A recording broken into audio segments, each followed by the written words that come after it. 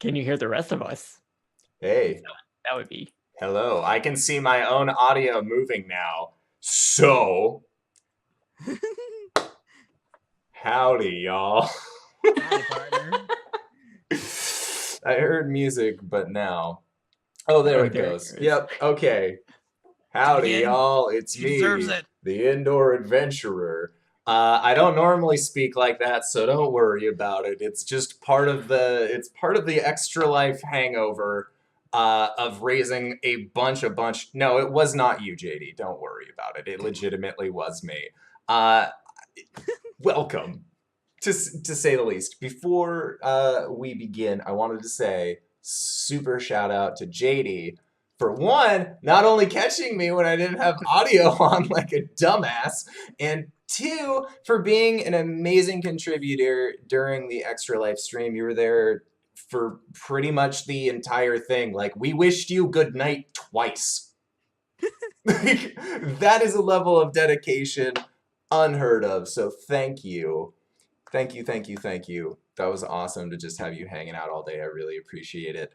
And speaking of Extra Life, we ended up raising almost $900 Well, for our stream. What is it, RJ? remember we have to match, so we might be able to push it to 900. Yes. No, that I I'm did match. counting it. I'm counting it with the match. Okay. Yes. I'm counting it with that, but we are very close to that, and I'm pretty sure we're gonna end up getting there by the end of the year. I believe that we can, and if we're close and nobody's donated in a while, I'm gonna donate so that way our numbers look way better. Anyways, that's besides the point. Ooh, cheating a charity. Uh, How could you? I know I'm the worst. Chaotic good. But we are very excited to come back today because again, if we are not burnt out on tabletop games yet, we certainly aren't going to be for this evening. So last week, I feel like we need a recap for it because again, to us, it feels like it's been years. But in last week's game, you guys kind of dealt with the aftermath of having a ghost appear in the middle of Silt Creek during the Hollantide Festival. Um, it it was definitely not the situation that you guys thought you were going to be getting into in terms of holiday festivities and enjoyment. For while those did happen, it was not the exact way that you ended up kind of believing that it would be. There is only one. There was one stipulation with the events that transpired, which was Cori decided that after giving everybody hugs and healing up part of the town, that she was going to go off into the woods near town to try and just clear her head of the issues surrounding the possession of Caelum during that time. As you guys continued out your night, Caelum, you decided that you were going to go back into your meditative state and visit the library, where you found out that you hadn't been locking up after you left, and about two-thirds of the overall tomes of the Library of Saloon have seemed to have gone missing through your initial purview. On top of that, we also had Blake and Gwen in one of their fun side adventures where you guys decided to contact Blake's patron in the middle of a field. Where Blake, you had a heart-to-heart conversation with Tarlean Yodaris, your black dragon patron. And during that time, you began getting covered with these malformed scales and actually grew a slight height differential of, I believe it's 2 inches? 2 inches, yeah. Yeah. So now your shirt doesn't really fit as well, but you have these gnarled scales that seem to just cover most of your body that seem to be a lot thicker and more rigid than they were previously. After spending a night in Silt Creek, you guys all reconvened at the house of J.D. Hammerfell, the local blacksmith, before you decided that you were going to go out and cut down some wood in a forest that was being protected by an owl bear. Seeing as how owl bears are notoriously nocturnal, you decided to go during the day, and Caelum, you decided to stay behind with your priestly vestments on, so that way you could begin preparing spells and going through your clerical duties to properly give these people the burial that they deserve. So, we ended last session with our 3 forest friends cutting down a series of trees in the woods. So, as you guys fell these trees and they all get down to the ground, you each pull out your hand axes and you just start going to town trimming them. And it's not exactly the easiest work by any means, as it actually is kind of difficult to step in between branches more so than you thought that it would be, especially after you guys had spent the better part of an hour just cutting down these trees, as they weren't exactly thin and you don't have motorized cutting tools to really just drive it in there. But after all of that, your trees ended up coming down. And it is at that time I would like for you guys to make perception checks, as you have spent the better part of about 20 minutes just cutting through these leaves. 18. 16. What perception? Yes. Dirty 20. Yeah. So Yeah. you guys all hear the sound of what sounds like a growling, but it's like a hooting growl. It's just coming from far off in the woods. That seems a bit early in the session for this. What? What? We're live. Is that? Do we have enough wood? You guys have not actually cut any lengths of wood. You've been going through trimming off all of the branches and surrounding foliage to get a proper log round. All right, I can handle this if you guys want to keep doing that. And she like cracks her neck, and she's gonna start walking with her axe. There's probably no need for that. I'm sure if I explain the situation, he'll be willing to let us go about our business. Can you talk to animals? Yes. Really? Or Even- like? Even Yes. like, how much do I know about owlbears? Sorry. Make a Because I know whenever we went in Macaw's shop, I could not recognize its stuffed one. yes, which was odd because you have a stuffed owl bear on you. So I would say you can make a history check with advantage because of your familiarity with them. Again, because you've had a plushie of one forever. 11. All right, so you would know that owl bears are not actually considered beasts. They are technically considered monstrosities, so abilities that you would normally be able to utilize in order to communicate with animals probably won't work when communicating with an owl bear. I don't see why it wouldn't work. An animal plus an animal makes an animal, yes? Not right to me. always. Oh, well. Wait, Blake, do you want to see an owl bear? Have you seen an owl bear? As this sound I is just know. coming from the woods. And it doesn't sound like it's getting closer, it just sounds like it's still kind of far off. Maybe I we mean, I should know be of quiet. them, but I haven't seen one. Do you want to? Only if absolutely necessary. Oh. Yes, let's just continue our work, and if we're accosted, we're accosted. And we defend ourselves. All Cyber right. is back with Caelum, right? Cybra is back Cybra with is back. Caelum. You guys had left Cybra technically with JD while you guys were out doing your woodsy things. Mhm. So you kind of were just like, here, Mom, thanks for taking care of my puppy. I'm going to go hang out with my friends. And then you left. So yeah, Cybra is safe. There is no Cybra within an hour and a half, at least, of where you guys are at. All right, we're good. All right, let's just keep going. Yeah. I like the idea. Who's gonna keep an eye on the forest? I will. All right. If I see it, I'll see if I can charm it and then avoid a combat if we can.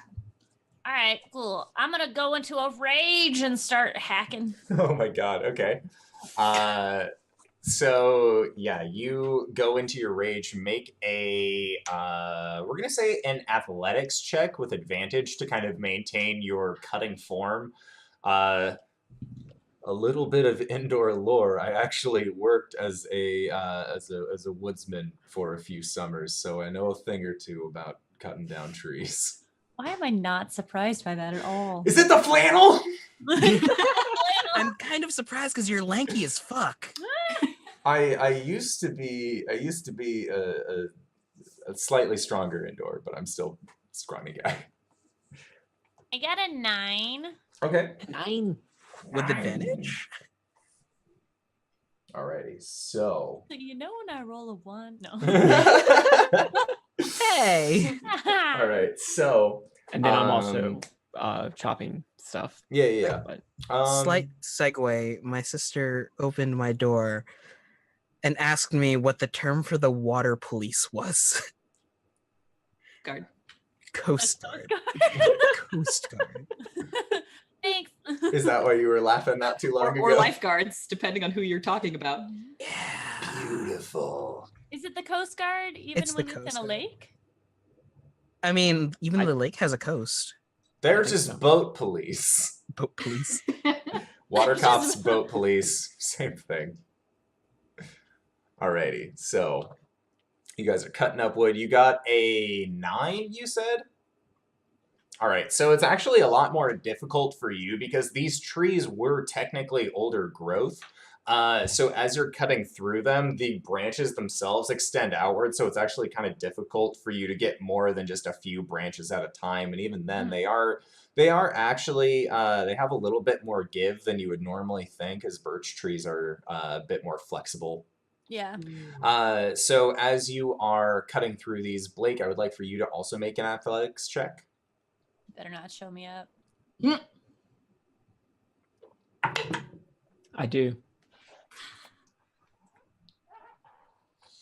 Athletics, dirty 20. Shit. So Very small. for you, this is one of those like Blood Hunter Boy Scouts kind of skills that they taught you, which was how to easily collect tinder for firewood for when you were out camping. And a lot of that involved just cutting off branches and other small bits of foliage in order to actually make a proper fire. So you were going through with the same kind of pinpoint accuracy that you have shown with your crossbow, but in your newer, larger form, it's actually easier for you to just get, to have gravity kind of work towards your side as you were just going to town on these branches. And you actually get done with yours a little, like, noticeably earlier than Gwen gets done with hers, as the rage is at this point not necessarily from a spirit guardian assisting, but this seems to be much more of that inner base rage of just get the fuck out of my face, as she just continues to go through almost in the same way that you would eat corn, where it's just being peeled back a single row at a time to make sure that it's all just being cut down to the log. Gwen. What? Sorry. Yes. Maybe anger isn't the best way to go here, especially if we're trying to keep quiet from owlbears. The rage fades. I don't understand. I'm stronger when I get mad. Well, yeah, but I mean, and I'll gesture toward the tree. Maybe hitting the same place multiple times, maybe getting that precision is a little bit better than just brute force. Oh. Coriander pops out from behind a tree. I'm stronger when I get mad too, but people don't like it. I want to see you mad now. Right now? Yes. Then how am I supposed to make friends with the owlbear? Oh. And you, After. and you guys hear it cry out again. But Cori, I would like for you to roll an insight check. Oh. Ooh. Come on. Come on, dice. Roll well. That's the opposite of well. What is my insight? Did I train that? I did not train that. No So one that's ever just a does. 7. Okay. Yeah, it still seems just kind of far away. It does seem a little early for an owlbear to be out and about, but it doesn't seem to be getting closer to you guys. I'm concerned with how you asked for an insight check. Sounds like a very angry bear bird. Is that bad? I mean, like, do you think it's like, is it doing something weird? Mm. Aren't they always mad? Well, feel like- perhaps they're stronger when they're mad too. Nick, that checks out. All right. I disappear into the woods again. Okay. Shit. Continue to chop wood quietly. Okay. So Cori, make a perception check as you begin to kind of explore around the wood. Natural 1. Okay. So yeah, you were just kind of exploring around and just doing like a general sweep of the area in front of the trees to make sure that nothing's coming near you at all. And you're kind of like occasionally like clang your shield a little bit to ward off any potential threat that would be coming towards you guys. As the sharp sound of metal on metal will hopefully drive them away from the sound of metal on wood. But yeah, you guys make another set of athletics checks. Can I just assist Gwen? Yeah, you can assist Gwen because you have one tree left, and then you have your 2 bare trees that you're cutting through. Pruned, the correct term. 23. Okay. So yeah, now that you've kind of exited your rage and you're going through the motions, you continue like taking Blake's advice to kind of just go slow and steady on this. You actually find a really good rhythm to pursue yourself in. And before you know it, you're kind of cutting along to a Goliath like fireside chant that you had heard many, many times before. That has a very like kind of baseline. So as you're kind of humming it to yourself, you're just going through, cutting through these trees, making your way all the way down to the end of the log. So now you guys have these 3 logs that are about 50 feet long. And they seem like they are about, I want to say 2.5, 3 feet thick. We should have brought the cart. I don't think we were really offered one. We don't have one. That's right. Yes, Prescott left with that. Coriander says, popping out of the woods again. Cori, What? stop. Prescott's a high elf who hangs out with Farron. Oh, shoot. Peter. Parnell. That's right. Parnell's going by something else now. Yeah. That voice in my head that sometimes corrects me. I don't get that. Coralon, is that you? Yo. Stop talking to me, Clarelon. So we're good on the owlbear? I mean, I hope so. I didn't see anything. Good. All right, let's carry these back. Okay. Is that possible? It is, but man, is it going to be unyieldy. That's okay. Especially because you guys know that you have about a 2-hour walk ahead of you to get back to the town. It's just like training, guys.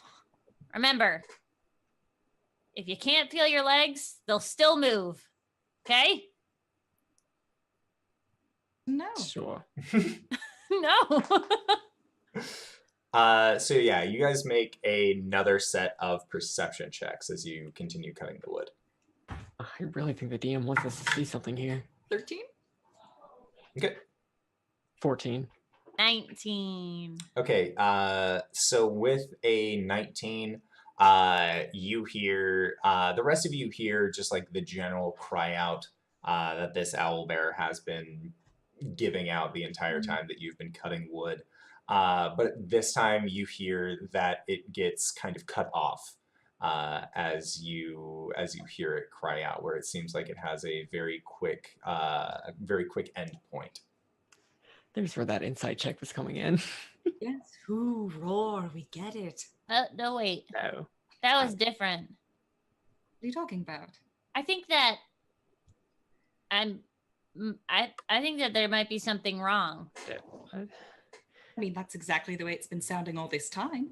No, but it was like yelling and then got cut off, like it was being attacked. Oh. Wait, aren't owl bears nocturnal? I look to Blake. It's like He's just 10 steady a.m. nodding. Sorry, audiocast listeners. Should we go and I think we should go investigate. Because if it's like a sick ass animal fight, one, I want to see it. If it's like it's in trouble, I mean, maybe we should do something. And it would probably be a good idea to take a break after exerting ourselves. Yeah. Yeah, I know some people are getting tired. Yeah, me. So we're going to go investigate this? Okay. Yes. If you think we should. All right, let's go. And I just start. Trudging into the woods.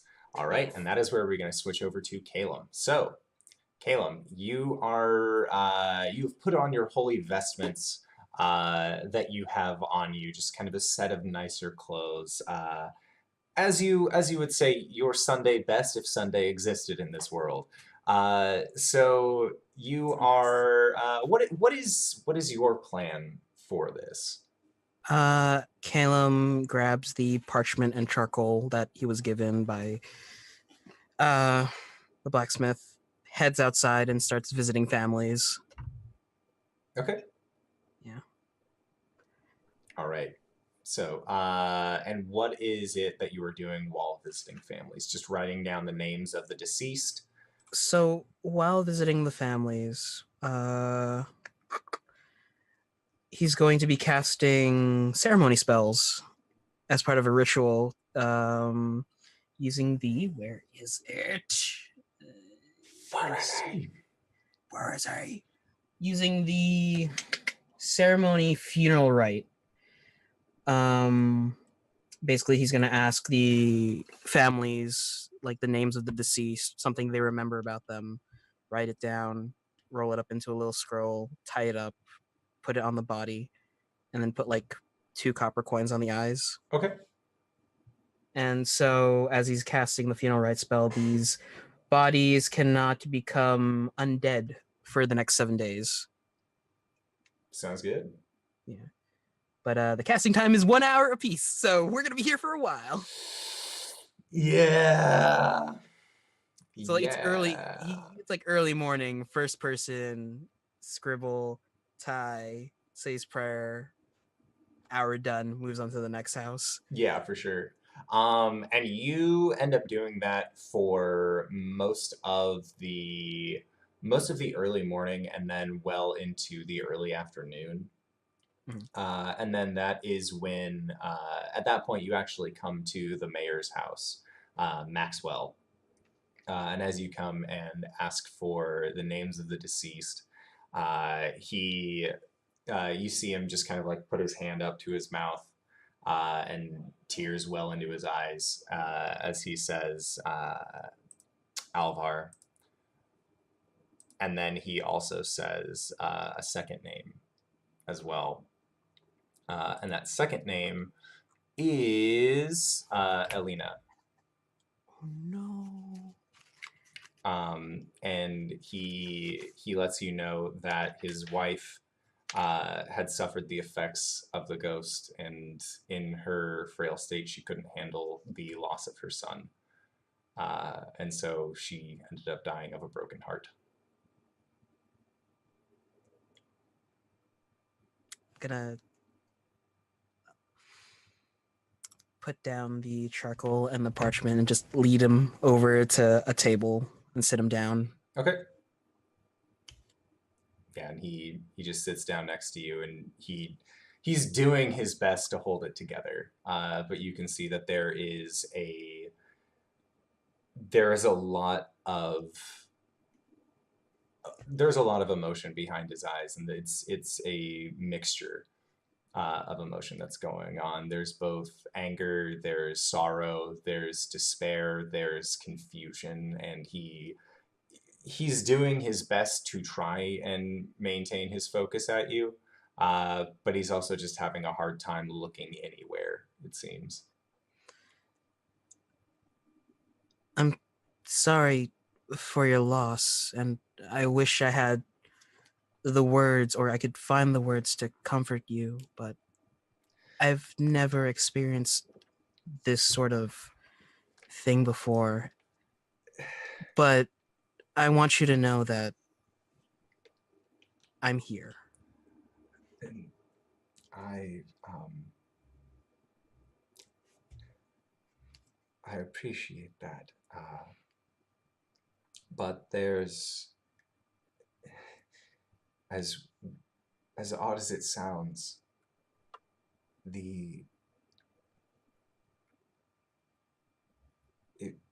it's kind of a relief in a way. It's something I know a lot of people in my situation always want, and I know that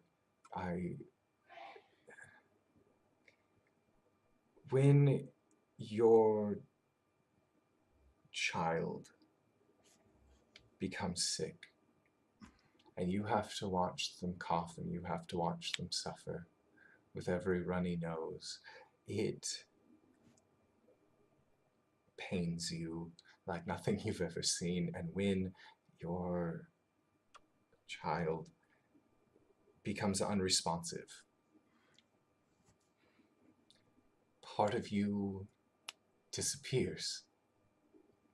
And I was lucky enough to get that part back. A year ago,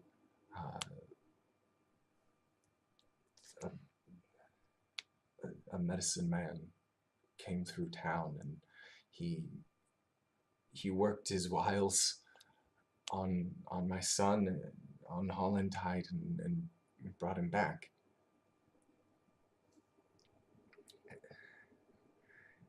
And for a year, I got to experience that feeling again, that feeling of being whole. And after he had fallen, and after you all had taken care of the ghost, I got to see what he would look like as an old man. As somebody who had lived through life but had never known a single amount of pain through 40 years. And that is something that I know in any other circumstance I would have been so happy to see that. And in a way, I still am. Because I know that I wouldn't have lived to see him that old otherwise. So in a way, it was a gift. And you see that tears are just kind of starting to come out of his eyes. They've been welling there for a while.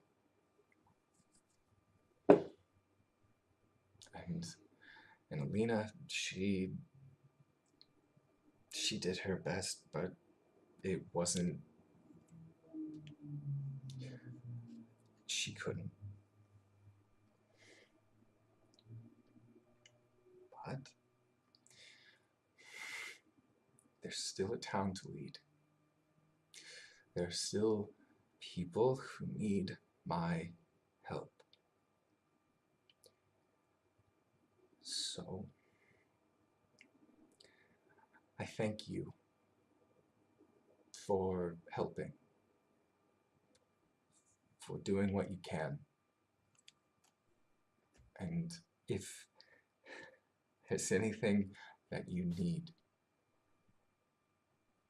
just let me know. And he seems to barely be able to get out that last sentence. But he still manages to do so.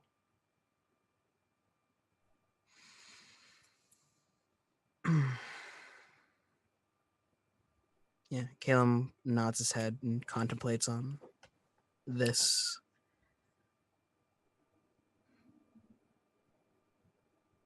Picks up the parchment and charcoal and starts writing. Yep.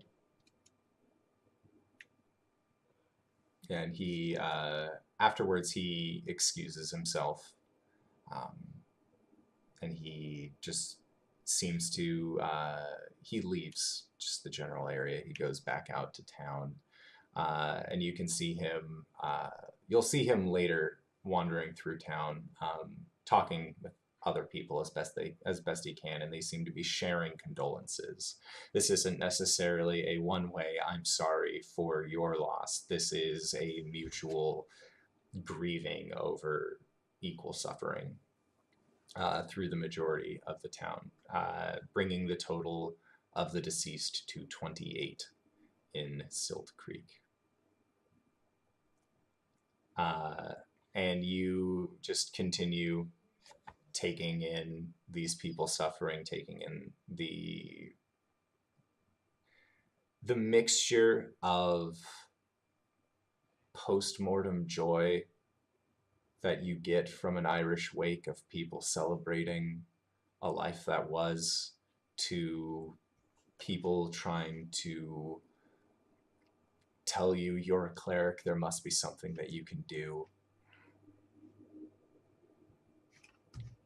Sorry, I'm just not strong enough. And when you tell them that, you see one of them with tears in their eyes, a woman who lost a husband, tells you, then why couldn't you be stronger?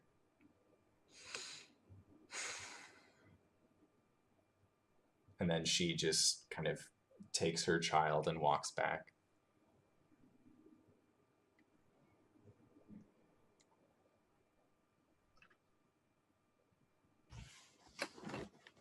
Yeah.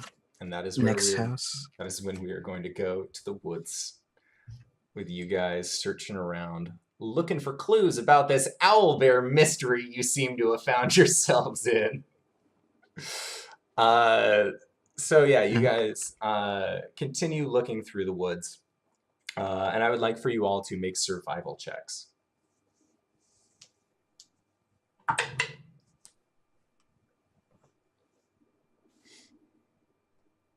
12. Okay, 12, a 4, 18. and an 18. So as you guys are going along this long, these kind of segmented rows within the woods, eventually you get to a point where it seems like within the next couple months or so, or possibly next spring, that they were planning on doing a thinning job, as it seems like there's just too much foliage for there to properly be space for the basement of this forest to actually get sunlight and grow. And it's about 11 in the morning at this point, as you guys had woken up rather early and then set out, spent the next several hours cutting down these trees and trimming them up before you actually decided to enter into the woods. But with you said 18? Mm-hmm. So with your 18, you end up finding a game trail, and this game trail looks rather large. Like it would be about the size of a bear, but you actually find placed within it rather large feathers as well, that you would know at this point to be owlbear feathers. You said there was a trap? Track. Just a large, like you can see that the brush has kind of been pushed aside in a large area. Some tree branches are broken to kind of make room for a large creature entering. Okay. I will follow it.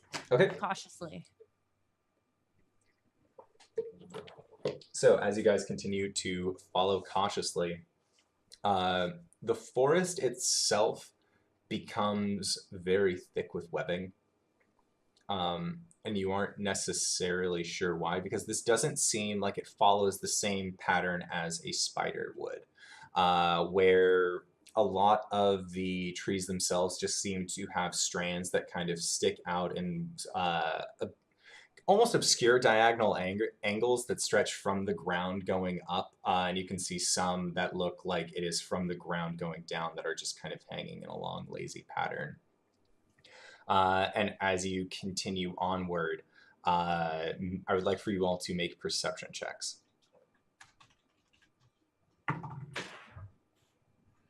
17.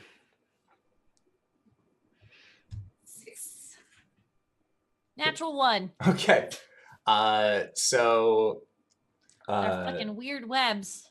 So, Blake, you are the first to notice, as you are the tallest out of the crew, especially with your new, slightly improved height. You actually see over a large bush that Gwen is currently in the process of clambering through.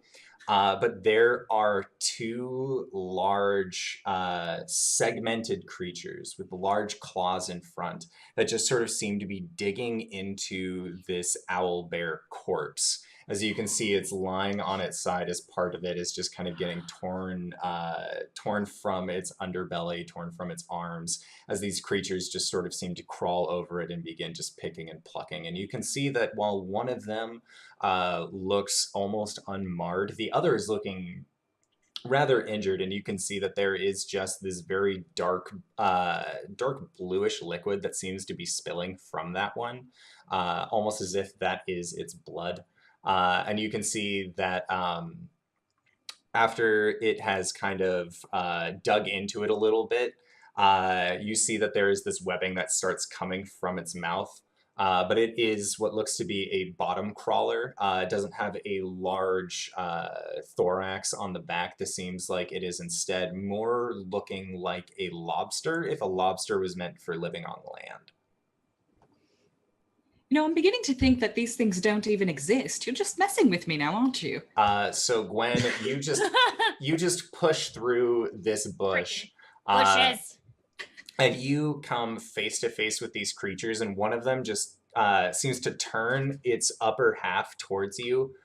And Just like, before can I you yoink before Gwen you back? do, I would like for Gwen to make a dexterity saving throw. Oh shit. A dex save? Yes. I got this, don't worry. Danger sense. Danger sense only applies when you're raging, I believe. Is it? I think it's just everything. Danger sense. You have advantage on dex saving throws against effects that you can see while not blinded, deafened, or incapacitated. All right, sweet. Yeah, so you get danger sense. Rage. Thank you, because I forgot. Oh, that's not great. That's a 9. Since this. Why are you grabbing me? Ah! Okay. Sounds good. That's it. And for That's a all of 3. you on the Twitch stream, this is the creature that you were seeing. Yeah. Andor, what the fuck? It's not me! Blame Volo! That guy's a tool! Tomorrow we kill him, LB. Oh my god! That's the other game. You can't blame characters that your players have access to. Oh, I don't know why, but I have this sudden urge to kill Volo. Alrighty. So, what we got here is... Blake Alright. tries to yoink, but Gwen says yeet. Oh, yeah. Yep. So it was a 13 that you needed to hit in order to dodge out of the way. So you see this long white web shoot out of this creature's mouth, and it just pegs you right in the chest. And at the moment where it grabs you, you feel your momentum going backwards, rip forward, as you are actually drawn into its clutches as it rears back with one of its claws and juts it out forward to try and clamp you as it draws you forward. So, you are now considered grappled. And that is a 19 on the die. Whoa, what did I just hit? What is all this stuff? For 6 points of slashing damage. Okay. Oh, okay. This All is right. so much easier. I don't have to flip through shit.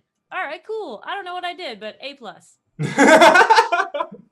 I will take your word for it. You So- okay? On D&D and Beyond, I just I hit something when I was flipping back to the page, and now all of my stats and everything is on the front page, as opposed to like me having to flip through the little toggle thing. Nice. Oh. All Yeah, right. desktop view is nice. So, Blake, Cori, and Gwen, I would like for you guys all to make your initiative rolls. Oh, great. 21. 16. Natural 1. Oh, God. Woo! Classic Cori fashion. Okay. I don't think these things exist. Just gone. Walking backwards through the woods is my favorite pastime. There's nothing dangerous in the Feywild. All right. So, we are going to go to, that was its surprise action. So, Blake, you are actually going to be going first in the initiative order.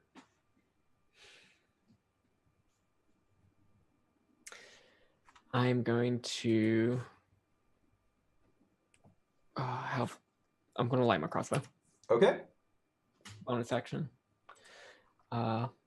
And I will take a shot. Okay, at which one?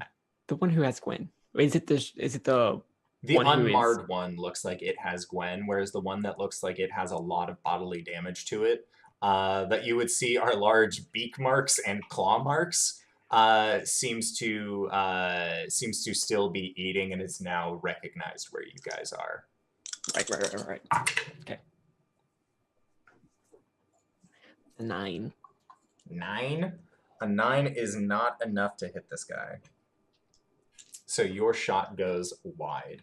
Then next up is the injured one of these large bug-looking things, and it is going to go over, and you see that it just goes up to Gwen and rears up one of its claws and brings it down to try and attack. It is hungry.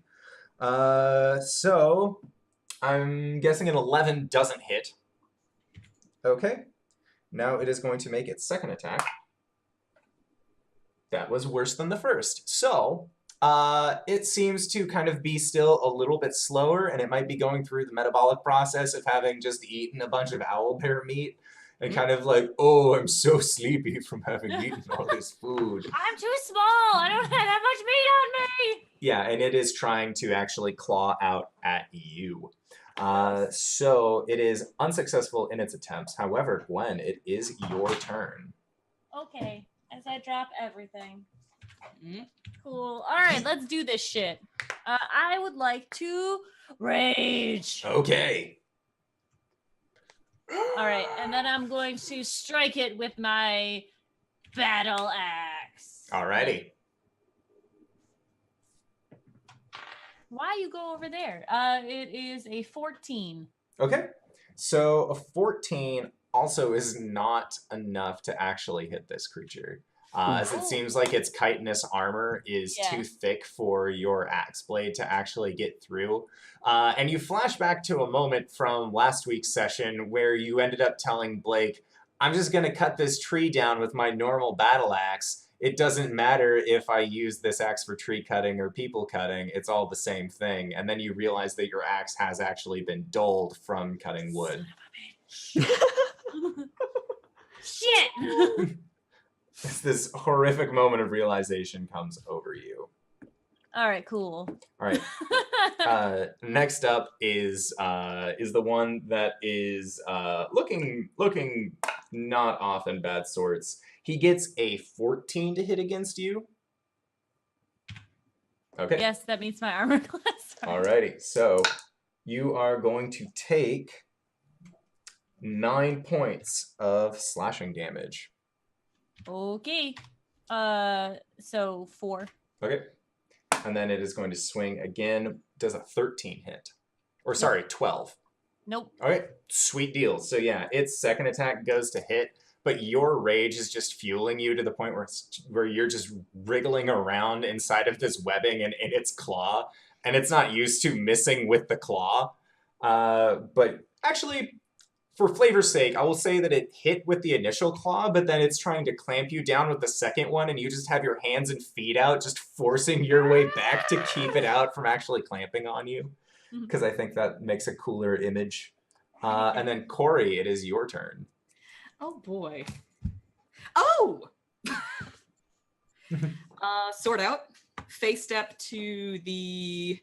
They're both just chomping at Gwen, right? Yeah, they don't seem to have taken notice of you or Blake yet. Okay, I'm gonna face step between the two of them, and they're gonna need to make wisdom saving throws against charm. Okay. Because I'm going to charm these woodland creatures. The first one got a 16, the second got a 17. All right, they both succeed. It's feeding time. So I will attack the one that looks most injured. Okay. Here comes attack. That's another natural 1. I'm getting rid of this dice. And that's the end of my turn. Okay. Sounds good. Next up is Blake. And you've seen Cori just disappear in a burst of autumn leaves and then appear between these two large rock lobsters, I want to say. Rock lobster! Rock lobster! Although they have like large, what look to be spider-like legs in the back. Depending on if this misses, it'll change the rest of my tactics greatly. But I don't think it will with a 23. All right, are you attacking the injured or the uninjured one? The one that has Gwen. Okay, Currently so grappled. that is the uninjured one. So, roll for damage. 10 points of piercing damage, 2 points of fire damage. All right. So... I swear to God, if you catch this web on fire. So you see that as the fire sinks into it, there is actually, as the blood exits, you see that it actually catches on the fire and creates just a little splurt. Almost like when you hit metal against metal, how there are sparks. This seems like the exit wound from this creature after you puncture it with your crossbow bolt has ignited as it falls off. Well, I'm sorry, what sense do I get from this? You get a, like, are you meaning like fiend, like that kind of like blood hunter sense, or like what? No, kind I of mean sense? like what effect am I thinking comes from this fire thing? You are thinking that whatever flows through this creature might be flammable.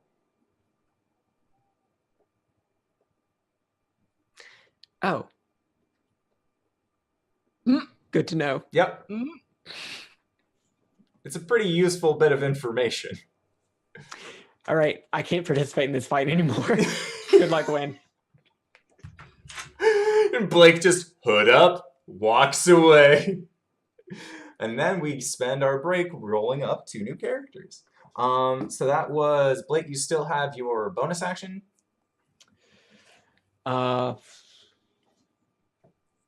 I will put away my crossbow. Okay. And douse that, so my hit point maximum is going to go back up, even though I don't regain those hit points. Okay. You had seen going... also with this blood as it was coming out, just so that way I can give you the full picture of it, is that it seemed like whatever was coming out of it burned up in the air. So whatever it is a quick acting flaming thing, and not necessarily something that would stick like tar and then continuously burn. I'm not picking up what you're putting down, so I'm going to get up Okay. there. Sure.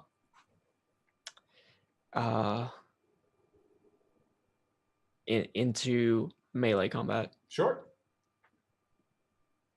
That's it. Okay. So you're up in melee contact. Then it is the second one. And it looks over at you, Blake, as you seem to have arrived after shooting it with this fiery thing, and it is going to attempt to claw out at you with a 14. That will not hit. Okay. And then a 15. Wait, That will also no longer hit. Nice. also with my ancestral protectors, if someone is wait, did I hit one of them yet? No? Yeah, Nope. I hit. Oh, Only never one mind. person has hit them, and that is Ignore Blake. me.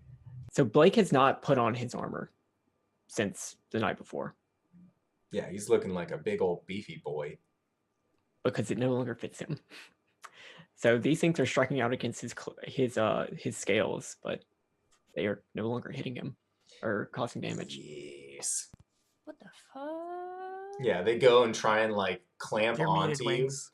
But you see that it doesn't look like any of the internal razor fine edges that these creatures have are actually able to clamp through any of Blake's new dragon scales that he seems to be growing over his body. That originally seemed like malformed scales, but now as more damage is actually getting done to them, they seem to be refining down more to a nicer sheen. My AC is 16 now. That's fucking rad. So that was that guy's turn. Gwen, it is your turn. Okay, I'm going to reckless attack this son bitch. Okie dokie. The one that's got me. Well, the one that's like trying to stab me, Mm-hmm. which is both of them, but the one that's closer. And that isn't good at all. That's a 12 12 For the- does not hit. for the first one, and then my second attack is a normal attack, and it's going to be a. And I'm done. Free Okay. keeps. We suck.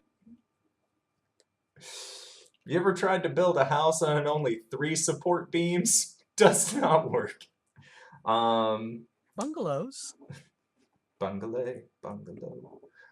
Next up is one of these fissures, and it is the injured one, or it was the finer looking one that had the crossbow bolt jutted into it, and it kind of like rears back after this bolt has sunk into it, and it's going to crawl over and kind of leave Gwen towards its side and wrap around her, so that way it can actually attack at you, Blake. Is she still grappled? She is still grappled within the web, yes. Okay. All right, that is a 20 to hit. That will unfortunately still hit. All right, so you are going to take 8 points of slashing damage. And then it is going to attack again. I'm going to use a reaction. Okay. Cast Hellish Rebuke. Okay. I need a dexterity save. All right. That is a failed. And is this like a Tiefling Hellish Rebuke where it casts it at second level? No, this is first level. Okay, sounds good. 2d10. Okay. Gwen, if you explode, I'm so sorry, but I don't know what this fire stuff does.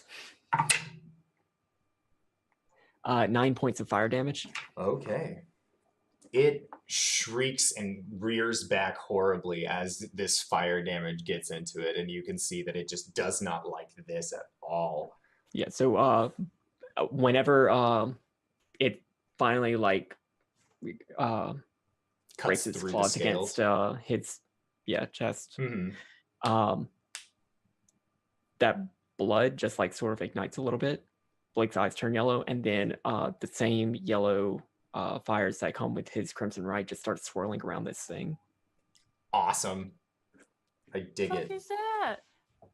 I don't know, but it's cool That's as just a spell. shit. Alrighty, so then it is going to get a 21 to hit against you again. Yep. And it will deal another... This is going to be 9 points of slashing damage. Because it does not like the damage that you have inflicted upon it, because you're a meanie. Cori, it is your turn. Alrighty, I am going to try once again with a different dice to attack the one that's already injured. Okay. That looks better. How about a dirty 20? Dirty 20 will hit. Roll for damage. Excellent. I'm going to drop Smite on top of this. Nice. This is for you, my friend. All right, that is 2 slashing damage with 6. Oh wait, actually no, it's not 2 slash. I keep on forgetting to add my modifier. I'm a goose. 7 slashing damage with 6 radiant damage. Okay. And then that drops it to there. It is looking mightily injured as you have just cracked it on the back with your smite, and you can see that its chitinous plates have actually kind of cracked open, and you can see that there is just this bluish liquid that seems to be free flowing out of that crack on its back as it lets out a very shrill shriek, just as its chitters are going wildly, just kind of snapping as it takes this damage. So next up is going to be Blake. Gwen still grappled. Yes. I'm just in webs. I'm fine. Right, but I'm going to go over and tear the webbing. Okay. If I can. So you go to put your hands on the webbing, and as you bring your hands back and try and maneuver them, you actually find that your hands are stuck in an adhesive that is part of this web. I'm gonna. Okay. I'm going to unretract my claws. Okay. And activate my Crimson Right on them. Sure. So that they catch on fire. Okay, sounds good. So yeah, as your hands catch fire on these, you actually see that webbing adhesive just quickly burns away. And now these creatures are again just rearing back and looking more threateningly towards you as your hands has this fire on them. And Gwen, you are no longer grappled. And you just see Blake with flaming claws in front of you. Dude. That same yellowy fire coming off of his hand. All right. So do you have your bonus action was to activate the right, your action was to burn away the webbing.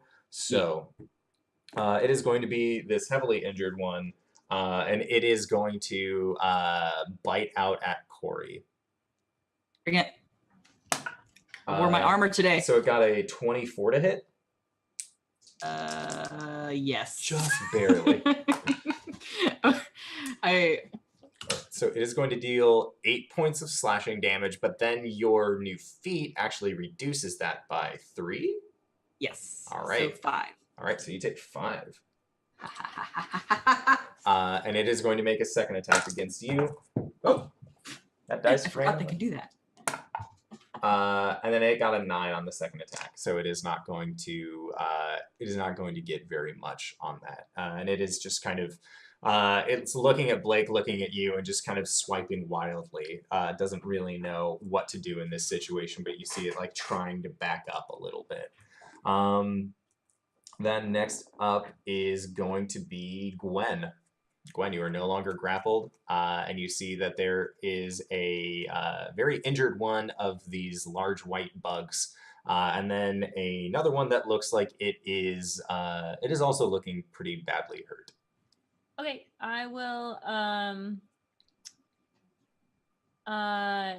reckless attack the more injured one. Okay. That's much better. That's a 22. Nice. Roll for damage. All right. That's for 11 damage. Okay. Dang, yo. Get it? And then I'll hit him again. Okay. And I hit him again. Why you gotta roll everywhere? That's a dirty 20. Dirty 20 hits. All right, for 1d6 plus 4, because I'm raging. 6. All right. Yeah, so you just bring your axe down right at the segmented part between where its central head is as well as the rest of its thorax, and you just cut it down. And you feel a very sickly crunch as your axe actually goes in up to the handle, and you see this thing start spasming a little bit as it gets closer to the ground, as its legs curl up from underneath it and it wraps on its back. Ugh. Right. So now that I'm free, totally okay. All right, and then the other one is going to look at you is going to look at the dragonborn that just has these flaming claws, and it is going to attempt to skitter away. Hmm. So you guys can make attacks of opportunity against it if you would like. All three of us? Yes. Yeah. Ooh, 22. 18. Okay. 15. The 15 does not hit, but the rest of you can roll to hit. And then Blake, you will be going first because you have the higher dex modifier in this situation. Okay. I'm gonna re-roll this one for my blood right. Sounds good. It is a 1 again. Okay, so that's 2 points of slashing damage Okay. and 4 points of fire damage. Woo! It does not like the fire damage. Sorry, reverse that. 4 points of slashing, 1 point of fire. Okay, sounds good. Yeah. It does not seem to like that at all. And then Cori, roll for damage. 8 slashing from me. Okay. So is going to go to that. And you see it actually climbs over to a tree and skitters about 30 feet up into this tree. But the entire time there is just this pooling of this blue liquid that seems to be going against it on the just dripping along the ground leading up to this tree and then kind of sliding up against the side of it as it skitters upward. And that is going to be its turn. So Cori, it is your turn. Oh, well, in that case, it's skittered up the tree, right? It's about 30 feet up the tree, yes. Shouldn't have used up my phase step. Well, here comes the part where I try to use a javelin Okay. for the first time ever. So let's see how this goes. I pull out a javelin and I'm gonna throw it up into the tree. Okay. And it's a natural 1. Okay. So yeah, your javelin just goes wide and you hear it going through the canopy. I'm gonna run out of dice at this rate. Oh no! Alrighty, so next up, Blake, it is your turn. I need to make a dexterity saving throw Okay. as I spit acid at it. It got a 13. It just succeeds. Okay. I'll take half of this damage, half of 8, so 4 points of acid damage. Okay. Sounds good. You hear the sizzling sound as it begins burning through its carapace.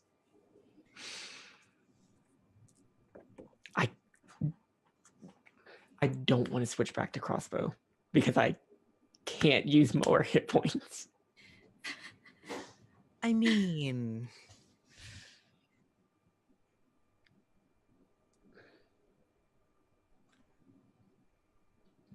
Not the only one with range. Okay. I'll chill. Just climb after it up the tree. Just, motherfucker! I was about my stupid ass was about to. All right, so Gwen, it is your turn. I am going to throw a hand axe at it while using reckless attack. It's more than 20 feet away, yes? Yes. All right, so that is just a straight roll. Let's hope. Ooh, that's a 21. Nice. Roll for damage. Oh, hi, Creek. Do you want to help me? That's 8 Okay. damage. Woo! Yeah, you hear it just kind of like chitter out and not want anything to do with the damage that you have just dealt it. Still alive? Yeah, it's still alive. And you guys actually see it skitter upside down on this tree, so that way it's facing down towards you. And the bottom, the front-facing side of it actually kind of pulls up off the tree and angles itself towards you. Blake, I would like for you to make a dexterity saving throw as you see this long strand of white actually shoot out towards you.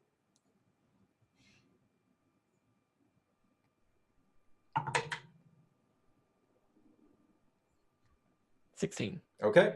16 is enough. So as this web shoots down towards you, you're able to just easily dodge out of the way. I mean, you've had crossbow bolts fired at you with better accuracy than what this thing's capable of doing. And then you see it just kind of skitter further up into the tree about 20 feet after it has failed its attempt to web you. So that was its turn. Next up, Cori.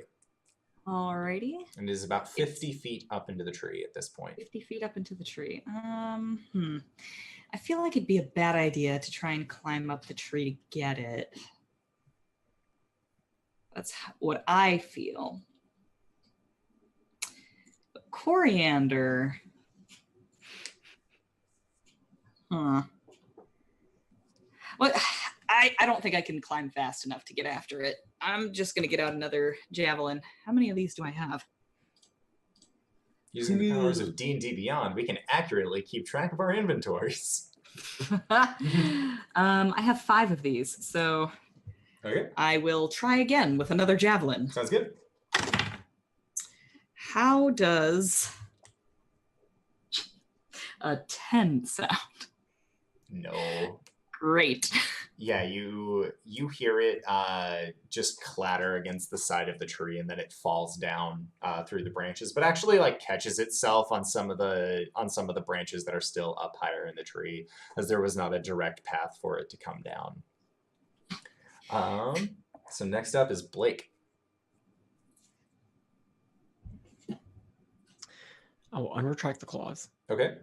dispelling the blood right. Sure. How far is this thing away from me? This thing is currently 60 feet because it's 10 feet to the tree, 50 feet up. So you would be closer to 60. Okay. I'll take back out my crossbow, but I will not activate a blood right on it. Okay. And I will take a single shot. How does an 11 sound? An 11 sounds like it misses this creature. All right. So, Gwen, it is your turn. Really, guys? Like, I gotta be the one to do this? You really do. All right, If you can do better, I'd like to see it. I'm gonna reckless. Okay. That's a 19. All right. So the 19 does hit. Roll for damage. 4 plus 3 is 7. All right. So with this 7, you hear just this shrill, just as you hear a loud series of crashing and crunching as this body just falls 50 feet up that it was in this tree directly down, just breaking a bunch of these branches on the way down until finally it falls to the ground, and you can see that a lot of these twigs and branches are actually jutting out of it, as it seems like they didn't necessarily break its fall.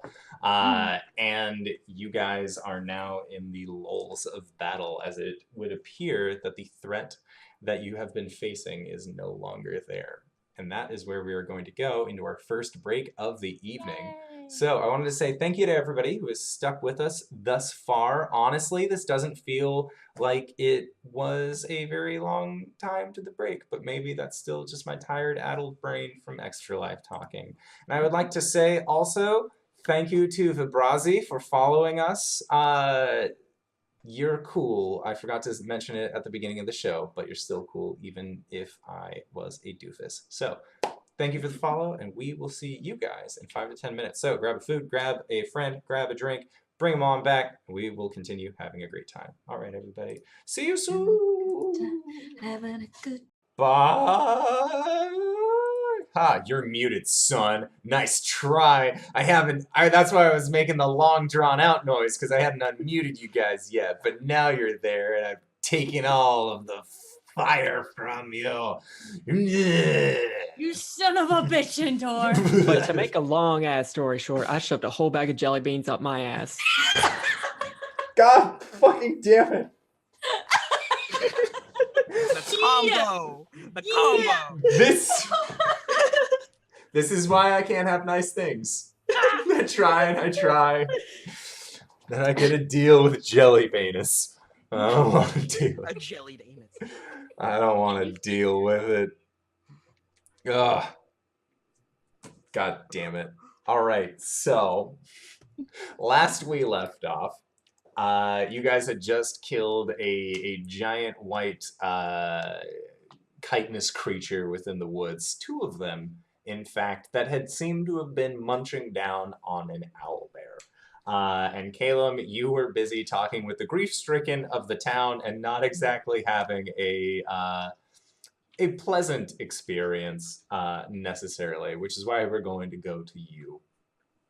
And I would like for you, so you're just continuously talking to the people of this town. You spend an hour with each of these afflicted families in order to actually cast your ceremony spell on the deceased, which in and of itself, having to spend an hour around one dead body, let alone a multitude of them, is just kind of leaving this kind of harrowed feeling inside of you. Taking a break all day. No, because he knows that things need to be done. The closest that you've had during a break is like somebody offering you a quick cup of tea before leaving you to go back to your duties. And the words of that one woman still kind of echo in your head of why couldn't you be stronger? After you had told her that you were not that strong of a cleric. And you continue about your day. But as you continue on, and it's getting to be about 3 o'clock, 4 o'clock now, you actually start hearing a song, like music, kind of being played through this town. And you don't necessarily know where from, but it seems like there is a small gathering. Just more towards the stage, and you can see that there is somebody who's sitting on the stage, and they look to be on the younger side, in their 20s, not quite 30 yet. And you would guess, based on their even-numbered age, that they survived the effects of a horrifying visage from a ghost. But you actually hear the sound of a lute being played.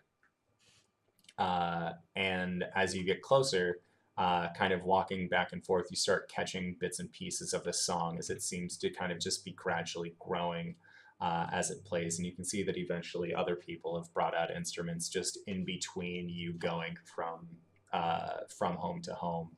And that is when you start hearing a more completed version of this song that sort of seems to be coming out from the people of Silt Creek. And it is called The Day the Dragon Came. But it's talking about how their town, how a small town was haunted and people didn't know what they'd done. But then the dragon, oh the dragon, then he come. And you can definitely guess where the allusion to is coming from this. But they actually sort of seem to be singing this song of revelry based around Blake's interaction with this ghost, as they had seen this dragon spirit fight off the undead specter within the town. And you see that there are some people as well that you had talked to that were in kind of sore spirits actually joining in this tune that seems to be more of like, if you could have an upbeat funeral dirge, it would definitely be more towards that. It's still very somber in its lyricism, but it is definitely peppy enough and light enough that people are coming and joining in with what they can. And you actually hear this song kind of playing out about how that their dragon, he don't need no mask. He came into town walking fast. And they sort of just seem to be like making this very like narrative driven song about you guys. And it doesn't seem to have any chorus. It's more of just like a lengthy narrative kind of recanting the last days of the town. Yeah. As the outsider looking in, he'll stand like on the outskirts of the celebration, just watching. And that is when you have other people actually come up to you as you are standing on the outside of the celebration. And they start talking to you about how thankful they are that you guys were there to actually stop what it was that was coming towards them. Is without any kind of proper defense. They don't know how many more scarecrows that creature would have summoned. They don't know how many people he would have possessed or if he would have gotten away. And their fear leads to a much more intense thanks. And you actually start receiving some gifts from the townspeople for your work as you're going about, which kind of creates this weird juxtaposition from your interactions with the grieving earlier. And as this song plays, people come together and they give you 2 half bottles of wine and 17 silver pieces. I just like raise my hands up at the silver, like, no, I can't. They insist on giving you the silver as they have seen you spending your hard-earned silver all throughout the day. And they feel it to themselves that they owe it to their ancestors to pay for their burial. I'll accept that. All right. And you continue to perform these acts of ceremony across the bodies. And it is hard going. You definitely have gotten, at this point, you would have gotten about 11 of them done. If you had started around 7, or I guess not 11, you would have gotten about... I got 4 hours and then headed out. Yeah. All right, so yeah, you would have gotten about 7 of them then. So then we are going to transition back to the group with the dead owlbear and these 2 large white bug-like creatures that are bleeding out on the ground, while the owlbear itself, it looks like it's been dead for probably a few hours. The blood is starting to coagulate. It's no longer just free-flowing out of this creature. And you can very clearly smell the stank of death that just sort of lingers in the air around. Is there any sort of alchemical components that I could get from the cave fishers? What creatures are those? Yeah, so you start looking around for that. Make a survival check. 21. Okay. So yeah, with your 21, you would know that the cave fisher's blood is flammable. And that if you are to ignite it, it actually acts as a very good fire starter, much in the same way that napalm does. But it isn't a sticky liquid. Like if you threw it on something, it wouldn't necessarily stay on there, but it would act as either a fire starter in times of, like if you had wet wood or something like that, but you needed the fire to actually go for the evening, you could use this blood. Or you could potentially dip weapons in it and light them ablaze as you would oil. Lighter fluid. Basically, yeah. For anybody else, that would probably be great. Can I have vials on me to be able to collect some? I would say that you would definitely have that as part of your background kit.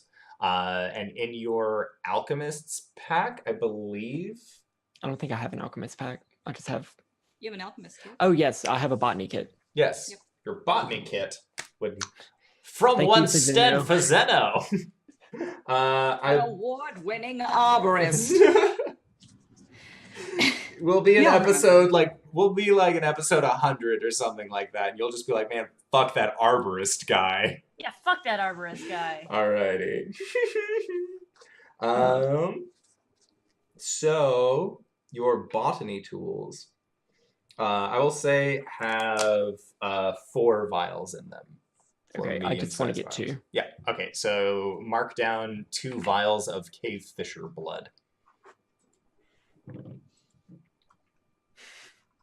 Coriander's going to stand over the creatures and just be all like, wow, I didn't expect owl bears to look like this. That's kind of I mean, normally their insides are I'm gonna go up and I'm gonna pluck They're really like more bugbears, honestly. and I'm gonna go up and pluck out 3 large feathers from it. Okay. And I'm going to pocket them for now. I'm gonna go get my axes back from the creature that fell out of the tree. Okay. Yeah, and you can see that its legs have kind of just coiled up in and of itself as this pool of bluish liquid has emerged from underneath it. And I'm gonna like do the Gimli style, like crank it out of there, wipe them off on my pants, put it back. Okay. Where did your javelins go, Cori? Oh, they're Oh. gone. They're gone. You see that there is one that's currently hanging up in the tree. Or at least it had been at a comfortable place, but when the cave fisher had fallen down from the tree, it had actually broken the javelin underneath it. Oh. Then there was the one that you rolled the nat 1 on, and nah, not even the D&D That gods one's know where gone that forever? one went. No, that just disappeared. You threw it right into the Feywild. I sent it home. Yep. Never was very good with those things. Usually I like to just toss myself at enemies. As you threw it, it yelled, "I'm free now!" and just continued on. Oh man. I wonder if is this a male or a female? Owlbear? Yeah. Make a survival check. Or a nature check. Oh, okay. That's a 4. Are you The hoping question for that you stated to me, your DM, is the question you state to your party. I go behind it and I like lift up its leg and I'm like, is this a male or a female? There's no junk. Blake, if you wanted, you could roll a nature check if you cared. Otherwise, Well, I wasn't able to like recognize this in Makah's shop. I probably can't recognize this. I don't know what the fuck I'm looking at. Okay. It's like you, Blake. Mm. It doesn't Okay. have junk. I just said that. Yeah, I understand the joke. Oh, got it. Okay, cool. I'm just. How much do I know about owl bears? Make a history check. Okay. Because -1, 10. Okay. So your 10, you would have heard of owl bears before. Much in the same way that previously when Cori had been talking about creatures of the Feywild, that you had heard of them in stories. You know that many years ago, far long before your time, there was the story of a Goliath who actually wrestled with an owl bear. But then after the Goliath had beaten the owlbear in a wrestling match, that they had become quick friends and inseparable, traveling amongst the countryside, having earned each other's respect through mutual combat. But you know that was more of like an Aesop's fable kind of story where you aren't necessarily, you're pretty sure it's not true, but at the same time, there is a little bit of truth in most stories. Yeah. All right, well, I hope it didn't have pups. And I turn and I walk away. We already have one small creature. We really wouldn't be able to take care of more. Although maybe the town might be able to. We weren't talking about you, Caelum. We were talking about the wolf pup. I know.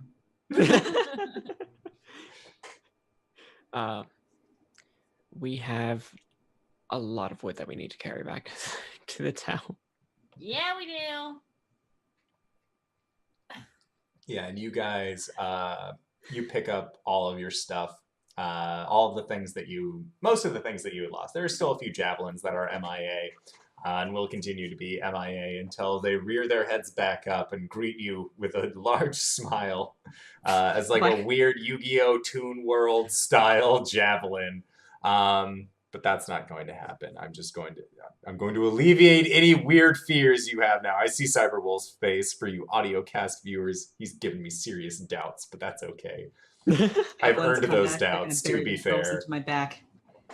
So yeah, you guys make your way to the edge of this small wood where you had been cutting down trees, and you begin to just pick up these rounds and then drag them as you had been previously. And it takes a long time to actually maintain your efforts with these rounds. So I would like for you guys to make athletics checks as you drag 3 large trees that you cut down just down the road. 17. Okay. Spunk. Dirty 20. Dirty 20. Nice.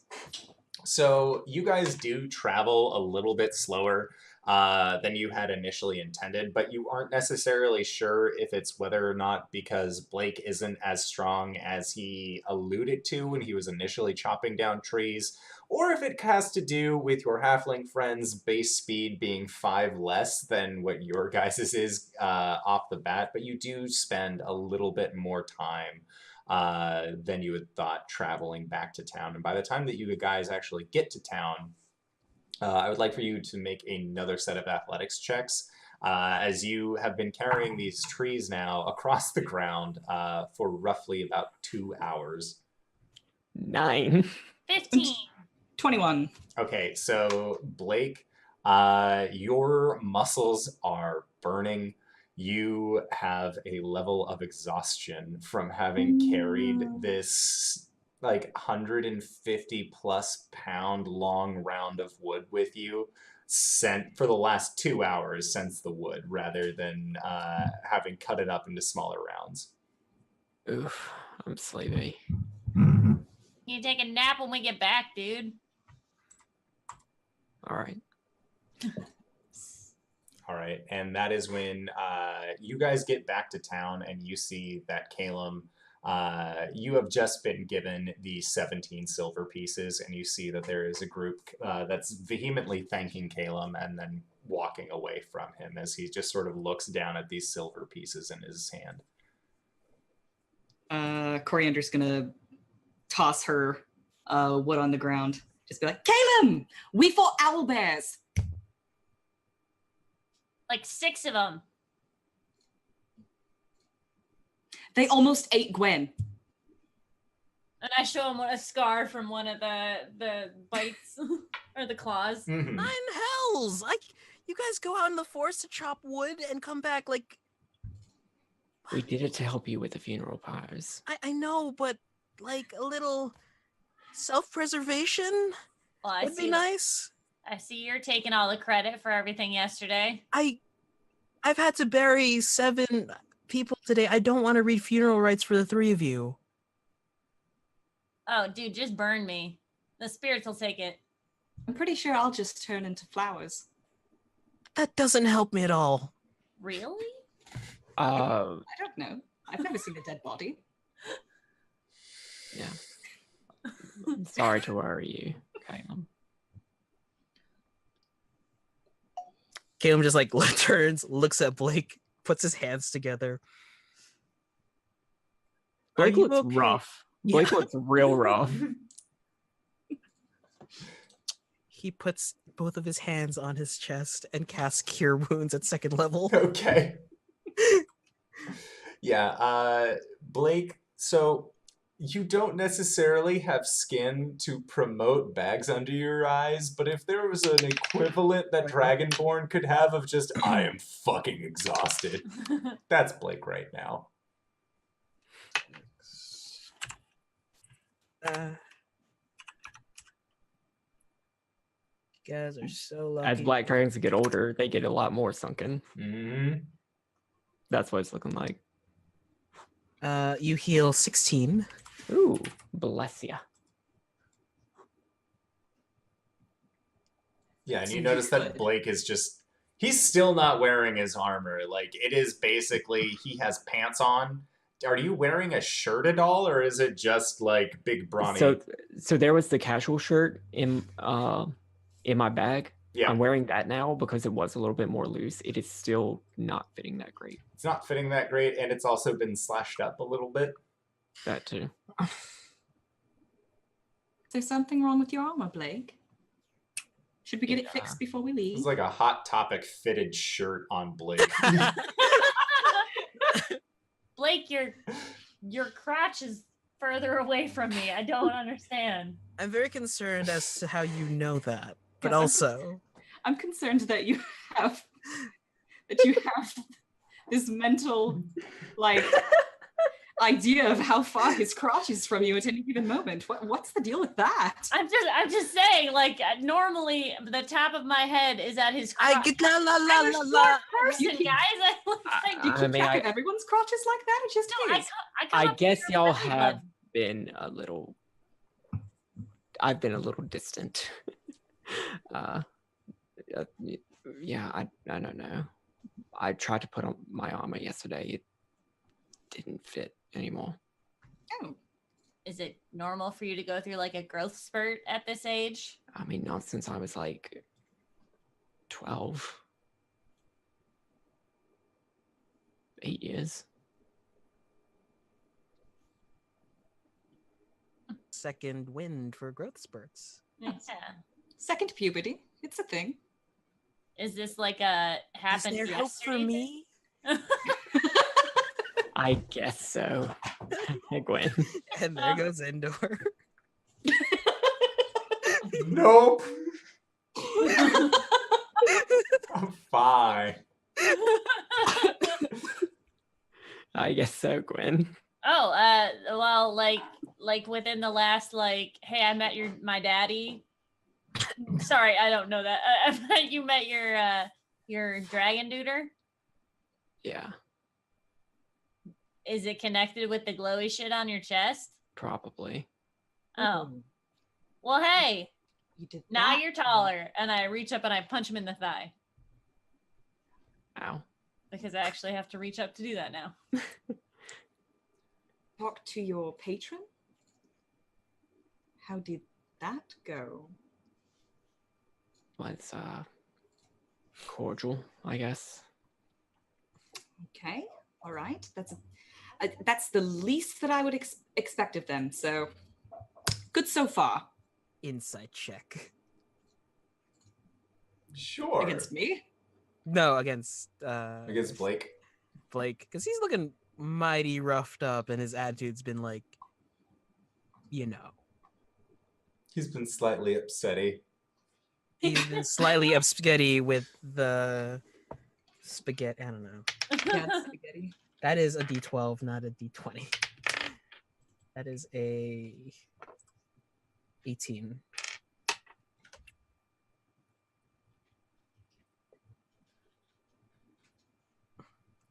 He seems to be telling the truth. Okay. But it really, it didn't seem like a bad interaction. Okay. No archangels died. It was pretty tight. Yeah, No everything was better archangels than died. expected. In the making of this dad to son moment. Mhm. Better You than did throw previously. up on me, though. Blood, Ah. lots of blood. What? That's why I was so gross last night. But Well, yeah, you're always he, gross, Gwen, but yeah, he carved, moved the slits in my shirt so that it shows the heart. yeah. And you It now just see says this death in front of it. Yeah, and it is where it was pulsing very vibrantly last night, it is just a very dim, kind of duller. Right, that's his new tattoo. I have conniptions is a strong word. Also a weird word. It's also a word Concerned? that I don't know.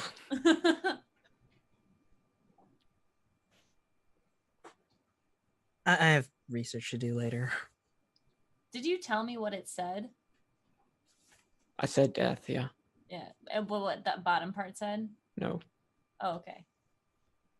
Well, Research what? I told you I was gonna try and research your patron. His name is. You have a name? I do. Just like leftover parchment and charcoal. It just starts writing. Tarlayan Yuldaris. Tarlayan Yuldaris.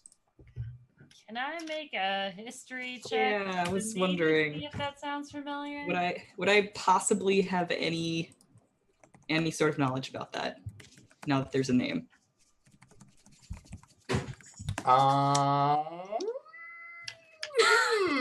They want the lore indoor.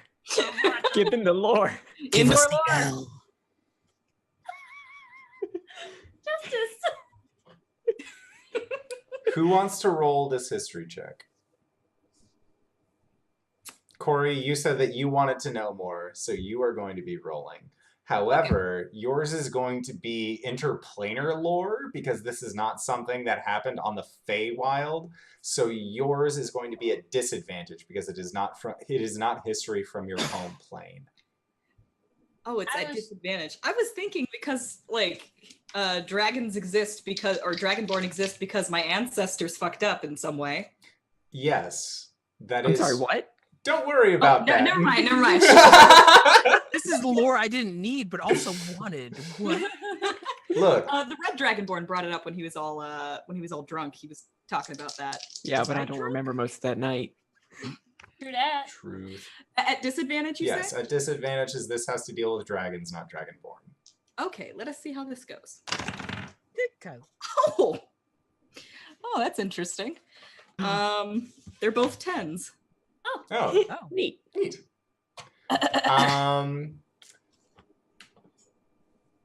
Yeah, you've heard of dragons on the material plane and how occasionally one will find interest in another one of these mortals kind of thing. In the form of like warlock patrons or sorceress origins. Like there are still sorcerers that do claim to have the bloodline of dragons within them. But you haven't heard specifically of this dragon. Yeah, I'm drawing a blank. Sounds like a dragon. I figured. I don't know much about them. Other than what he's told me.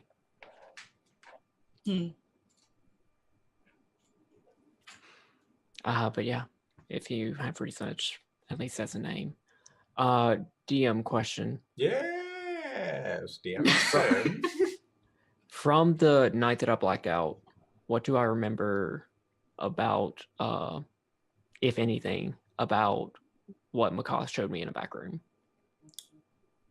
You actually you remembered most everything of that night, but for rolling for specifics, we're going to have you make another history check, and we're going to say that you're going to make this history check with just flat, because it ties in with your history, two because you were kind of inebriated. Okay, so you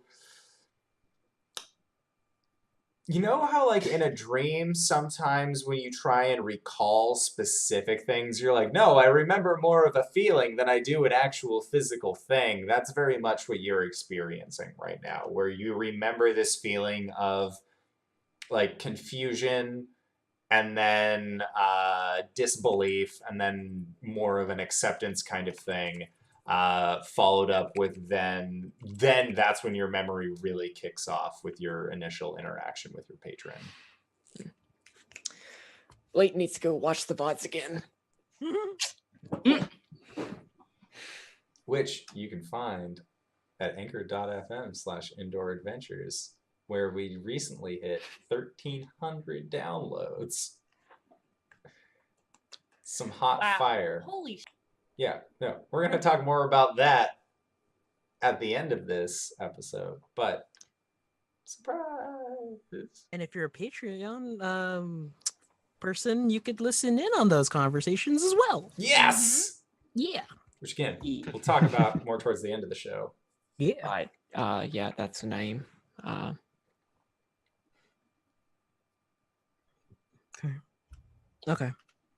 I've Uh, got a few more houses to visit before Okay. we finish up. Oh, did you want help with that? If you guys could set up the pyre, that'd be good. Yeah, we'll do that. Yeah, we can do that. I've made a few pyre in my day. Mm. These are going to be a lot smaller, though. Okay. So yeah, we'll go set up pyres. Where do we need to? All right, so with the amount of wood that you have, you guys are able to construct 4 pyres. So you know that you still have a quite a significant amount left in terms of actually being able to make pyres for the multitude of people. And kind of talking around, you would note that the people here aren't, given the circumstances, they aren't opposed to group pyres, such as if it's a family or a group of people who are close, they are understanding. So they would be willing on these 4 pyres that are lit to bury. They would bury 9 people. So you guys would then still have 19 left to go. In terms of actually creating enough pyres for the people. Now that the owlbear is gone, maybe you guys can recruit some people to go out to the forest to help bring back more wood. Yeah, I guess. Yeah. Oh, We should probably. and we should. it's JD who ends up meeting you guys as you guys are kind of relaying this information, and she says, "Oh, so the owlbear's gone then?" Oh, yeah, it got eaten. By what? I don't actually know what they were. These I insect. thought those were the owl bears. No. Did it I look pull out like the a feathers. mixture of owl and bear? Yeah, I thought that was weird. And Oh, she just gets this kind of Cori. perturbed look on her face. No, they were like The- giant centipedes without as many legs and pincers. Like I said, they were more like bugbears than anything else. Were they bugbears? I don't think they were bugbears. We don't I don't know, have man. a bugbear population near us. I don't think they were bugbears. I should Anyways, hope it's not. dead. We need more wood. They're big bugs. We took care of them, Well, if- and they also ate an owlbear. Oh. We at least took care of 2 of them, and 1 owlbear is dead. I can ask around to see if I know anything more about these bugbear, not bugbears. But I thank you nonetheless. And did you carry all of that wood that far? Yes. Yes. I thought you were going to get a cart or We did not think that far ahead. I am so sorry. Honestly, like, given the situation surrounding the town, I understand that my head wasn't exactly in the most forthcoming place, but that's a long haul. That is It a was long way. fine. No, it's not fine. That's actually kind of fucked up, but also, I mean, you guys did kill a ghost. So that seems like something that your type adventurers or heroes or whatever it is people to be indebted to. I can get you a cart. I can get you a cart and a strong horse to help. Yeah, So that'd be great. kind. Thank you. Think of it as paying back a debt. For what? Saving my town? Oh, Wait. Is she like giving this to us to keep or to just like go get wood She's and bring going to back? rent one. Okay. Yes. Okay. But I'm sure that she would be willing to deal, to make some kind of deal if you guys did grow attached to this horse and cart. how's Why our is that, baby? Cori? Well, she's doing well. Little Cybra, as and just to get the spelling right, I'm really not the best with my letters. It was CYBRA.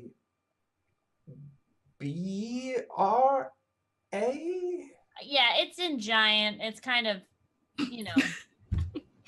All Emily- right. Yeah, so I understand. There's a lot of.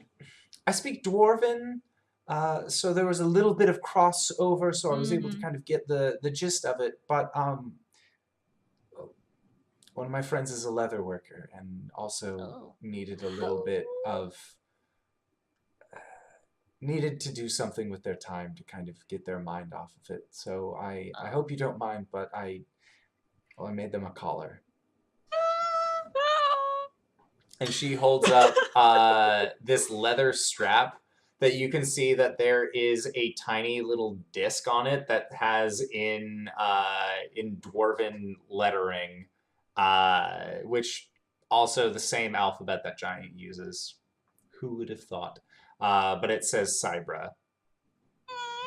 Now it.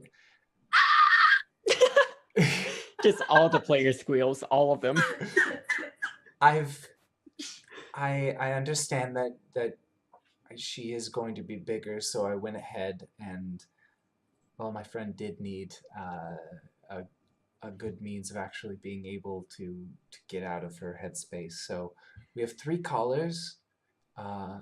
One for now. She's still a pup, but she is going to be growing much larger, much quicker soon.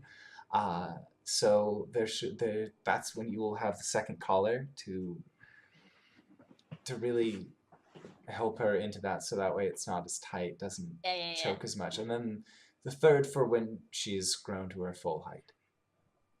Cool. Thank you. Who made these collars? Well, I made the metal work that was on it, and then my dear friend Tavril made the leathers. I would very much like to thank this Tavril in person. Well, if you like, he's only a few houses down. Well, bungalows, really. And she kind of like looks around, and it's not like a multifaceted house. It is very much more function over form. But I'm sure he would appreciate it. And if you need any leather work done, he is by far the most able-bodied in town. Especially after the last few nights, but he's also willing to work. Thank you for your part in this. I'm going to go and thank him myself. All right. She wanders off to go find Tavril. All right. And what are the rest of you guys doing? As Cori is just like, I'm going to go thank him myself, turns around and then walks out. Goodbye. Gonna keep doing my ceremonies. Okay. I'll go with JD to get the cart Sure. and find peeps. Blake, what are you doing? I'm gonna play with the pup. Yeah. Okay, make an animal handling check.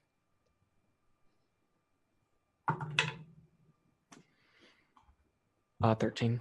Okay. And what is it? Are you just playing, or is this play like also like trying to teach them like, see, I want have to a thing see if over here. You should get it. yeah, I want to see like what sort of temperament it is. If like it would be trainable. Okay. So with your 13, you would know that it is young enough to be trainable. It's definitely not past that point of just like, no, I'm my own dog, fuck you, and like goes off and does its thing. Like this wolf pup does seem to be very impressionable, as well as you try to. Oh, sorry, I'm exhausted. I need to make that a disadvantage. Yeah. This one was higher, so still same. Okay. Sorry. So you are getting the feedback from it that it responds very well to being trained with food, more so than it does just like kind of like snapping your fingers over in a corner or like making a motion. It is very much like sense based. On how it wants to go about and actually respond to things. So you end up like using some of the meat that you've had on you to kind of help play and help train with it. But it does seem to have a very attached temperament, not necessarily in a abandonment sort of issue. Like it's not like it's like, oh, I need to be next to you, otherwise where is the universe? But it's more of a sees you as a source of provision. Okay. It's not gonna tear up the couch. Yeah, she does seem gentle, like with her nips and with her bites. Like she doesn't ever bite too hard. But at the same time, you do have tougher scales now, so it's one of those things where you're like, I can't tell if she's biting hard or not. Just We'll train her to actually attack. yeah. But right now she is just a very floppy wolf pup. Like you go to pick her up at some points and she just kind of like wiggles out of your arms, and then just kind of like flops down onto the ground, but then sits in between your legs and just sits down and then looks up at you.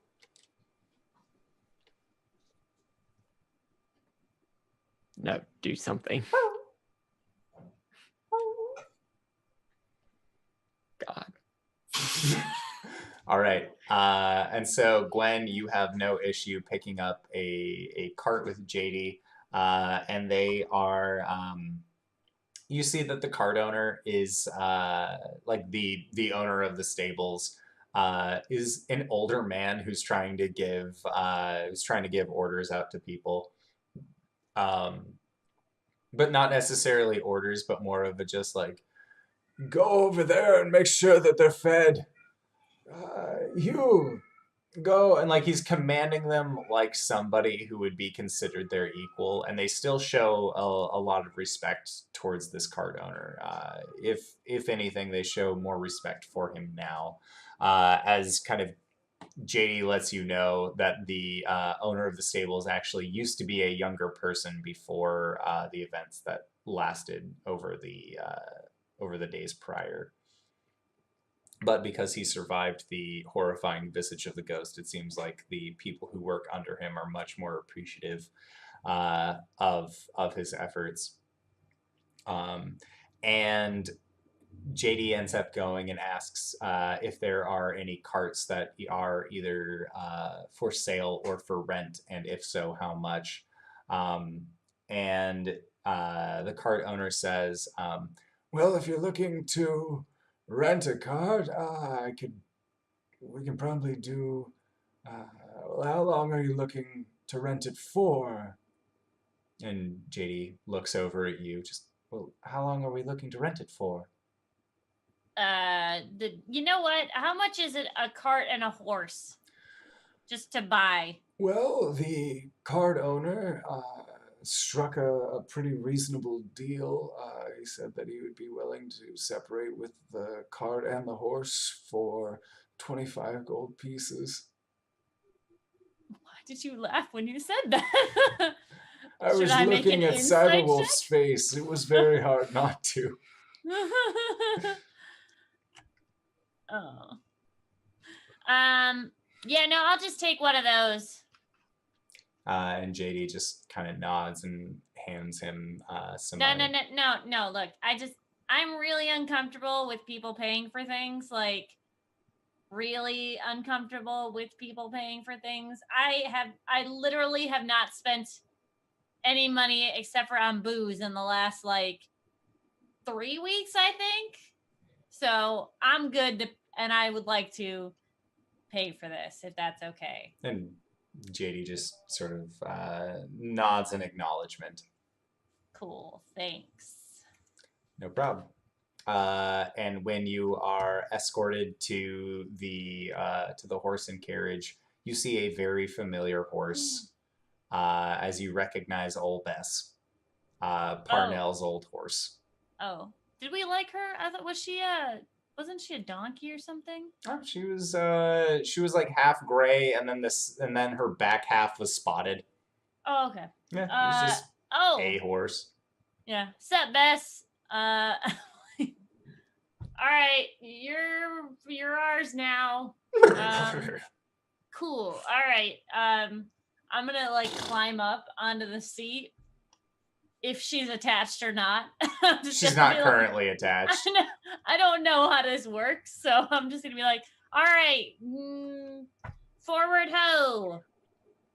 And this horse that's not hooked up to the cart at all just turns back, looks at you, and then puts their head into the bucket of food that they have, and you're just kind of eating, and you see their tail just sort of swaying in front of you, not really paying too much attention. I could use some assistance. I'm too small. And you see JD just shakes her head, her short brown hair just sort of swashing in front of her face, and she comes over. She sets the holsters onto the back of Old Bess. You see her go over to where there seems to be a pouch that's kind of been offset. She reaches in, grabs a carrot, comes back over, feeds it to Old Bess, and you see her just kind of talking to the horse. And the horse seems to be generally responding. She says, are you planning on going out and getting more wood tonight? Well, yeah. All right. Well, at this point, you should just be able to... You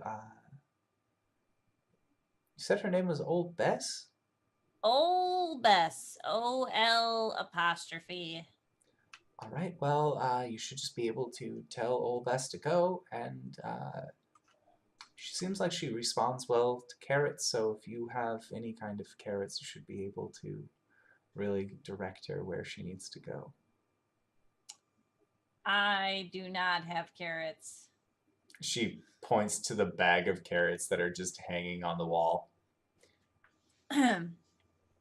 Yes, of course. And I get down and I walk over to the bag. Is the bag within my reach? No, and so JD, seeing that, will go over. She'll take a handful. She grabs about 5 of these carrots and she hands them to you. I walk up to the front of Old Bess and I look up at her. I'm realizing that I'm quite uncomfortable around horses because I've never really been around horses and they're fucking huge. Yeah, they're big creatures. Yeah. So I put my hand up with the carrot in it. And you witness possibly the most horrific thing that anybody who has ever been around a new horse has ever seen. And there's really like fed a horse, which is that their lips start moving to like get a good feel around the carrot before their teeth move. As you just kind of like feel like that like horse lip kind of like touching at your hand, some saliva gets on, and then you just hear this as the carrot comes back, and you Old Bess just as 2 ends fall off on the ground, and then she brings her head back down and munches up the other 2. And then you see her bring her head up, and she's about level with you where your body is, and you just see her like get real close, and then just kind of like push her muzzle against your chest, and then take a few steps forward and like keep muzzling you. Oh God! I back up It's gonna attack me. No, she's just looking for more food. I grabbed another one and Don't I put feed them- her. Oh God. Don't let her. She knows you have it, and she knows that if you break your will now and just feed her, that she can just do this whenever and get however many carrots that she wants without actually working. Oh. Don't feed her. Oh. All right. Hey, old Bess. I kind of try to look her in the eyes. Hey, I'm your master now. So do as I say. And you see a hoof raise and then hits the ground. Ha! And then hits the ground again. Oh Hits shit. the ground a couple times more. And it kind of like swings the head side to side. I stomp my feet on the ground. Okay, make an animal handling check.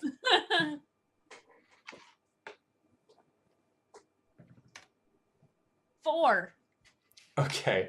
Yeah, so as you're stomping your feet on the ground and really trying to like replicate what this horse movement is, like you're good with dogs. Horses, and eventually you actually get this horse kind of riled up where they kick back and bring up their hooves, and I'd like for you to make a dexterity saving throw. Ah! As this horse's hooves then Advantage. come down onto you. Yes, you do Yeah. have your danger sense. It is, oh man, you got the Peter Parker spider sense going real bad right now. It's a 12. Yeah, your 12 works totally fine. You end up like stepping out of the side as this hoof just comes down right where you were. As Bess's head just kind of swings from side to side, and JD comes up and like sets her hand on the horse's head and just kind of strokes from the forehead down to the nose and just All right, Cori's gonna have a discussion with you. Are you about sure this you don't later. want to rent? No. This is for Cori. Can you help me get the horse to Cori, please? Yes. Thank you.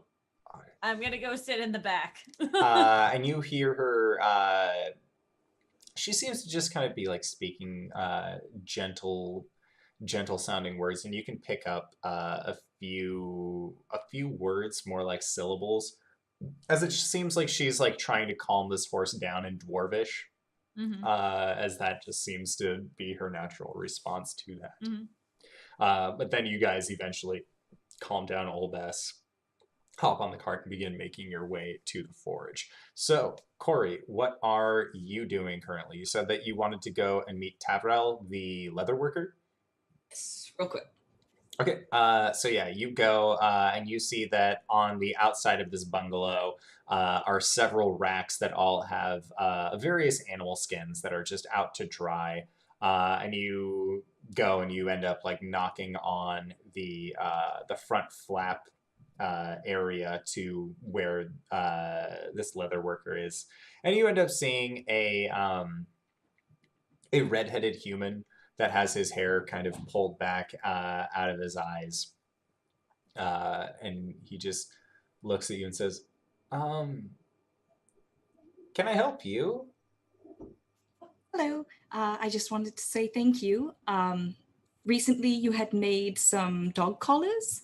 Oh, And yes, we were the recipients of those. And I'm ever so grateful. That was such a nice thing for you to do. well, I mean,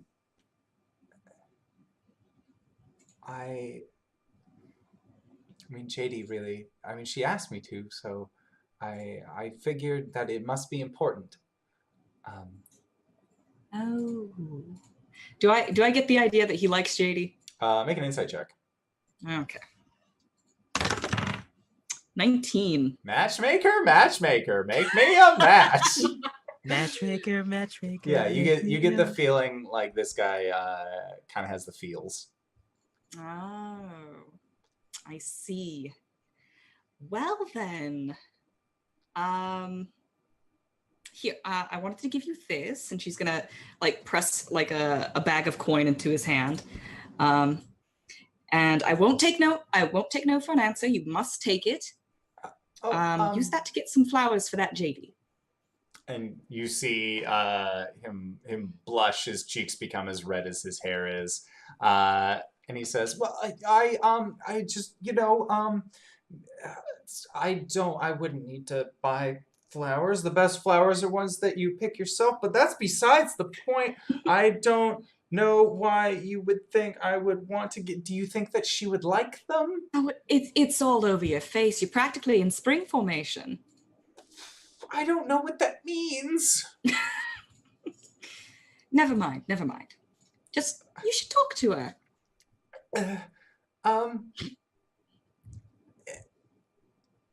Okay. Actually. About what? I'm really no good at this. She's gonna like grab him like around the shoulder and kind of lean in and be all like conspiratorially, I'm no good at this either. But you know what? I know someone who is. And then she's just gonna like push him and run off. Okay. I'm gonna go find Gwen. Awesome. Make a investigation check. Oh, that's not great. That's a 2 on the dice, and I'm pretty sure I don't have any. Nope, 2. All right, so you go and run off in an aimless direction, listening to your heart where you believe Gwen might be, and you end up hearing the sound of revelry, and you believe, revelry. That's usually where drinks are. That's usually where Gwen is. And you continue through the town towards the sound of revelry, and it is at that point where you hear part of the chorus of the song that was described to Caelum earlier in the episode, talking about the day the dragon came. She like skids to a stop and then like immediately starts digging around in her bag to get out her lantern with the Tweety bird in it, and she's gonna record this song. Okay, sounds good. Does it just mention? It mentions that the man wearing the face of a dragon came to town with a group of travelers with him. But it doesn't necessarily make a whole lot of descriptives about you guys specifically. They mention 2 elves, they mention a halfling, and then they mention how there seemed to be internal fighting, whether caused by the ghost or not, and after the ghost had been removed, that is when the dragon's roar was wrought.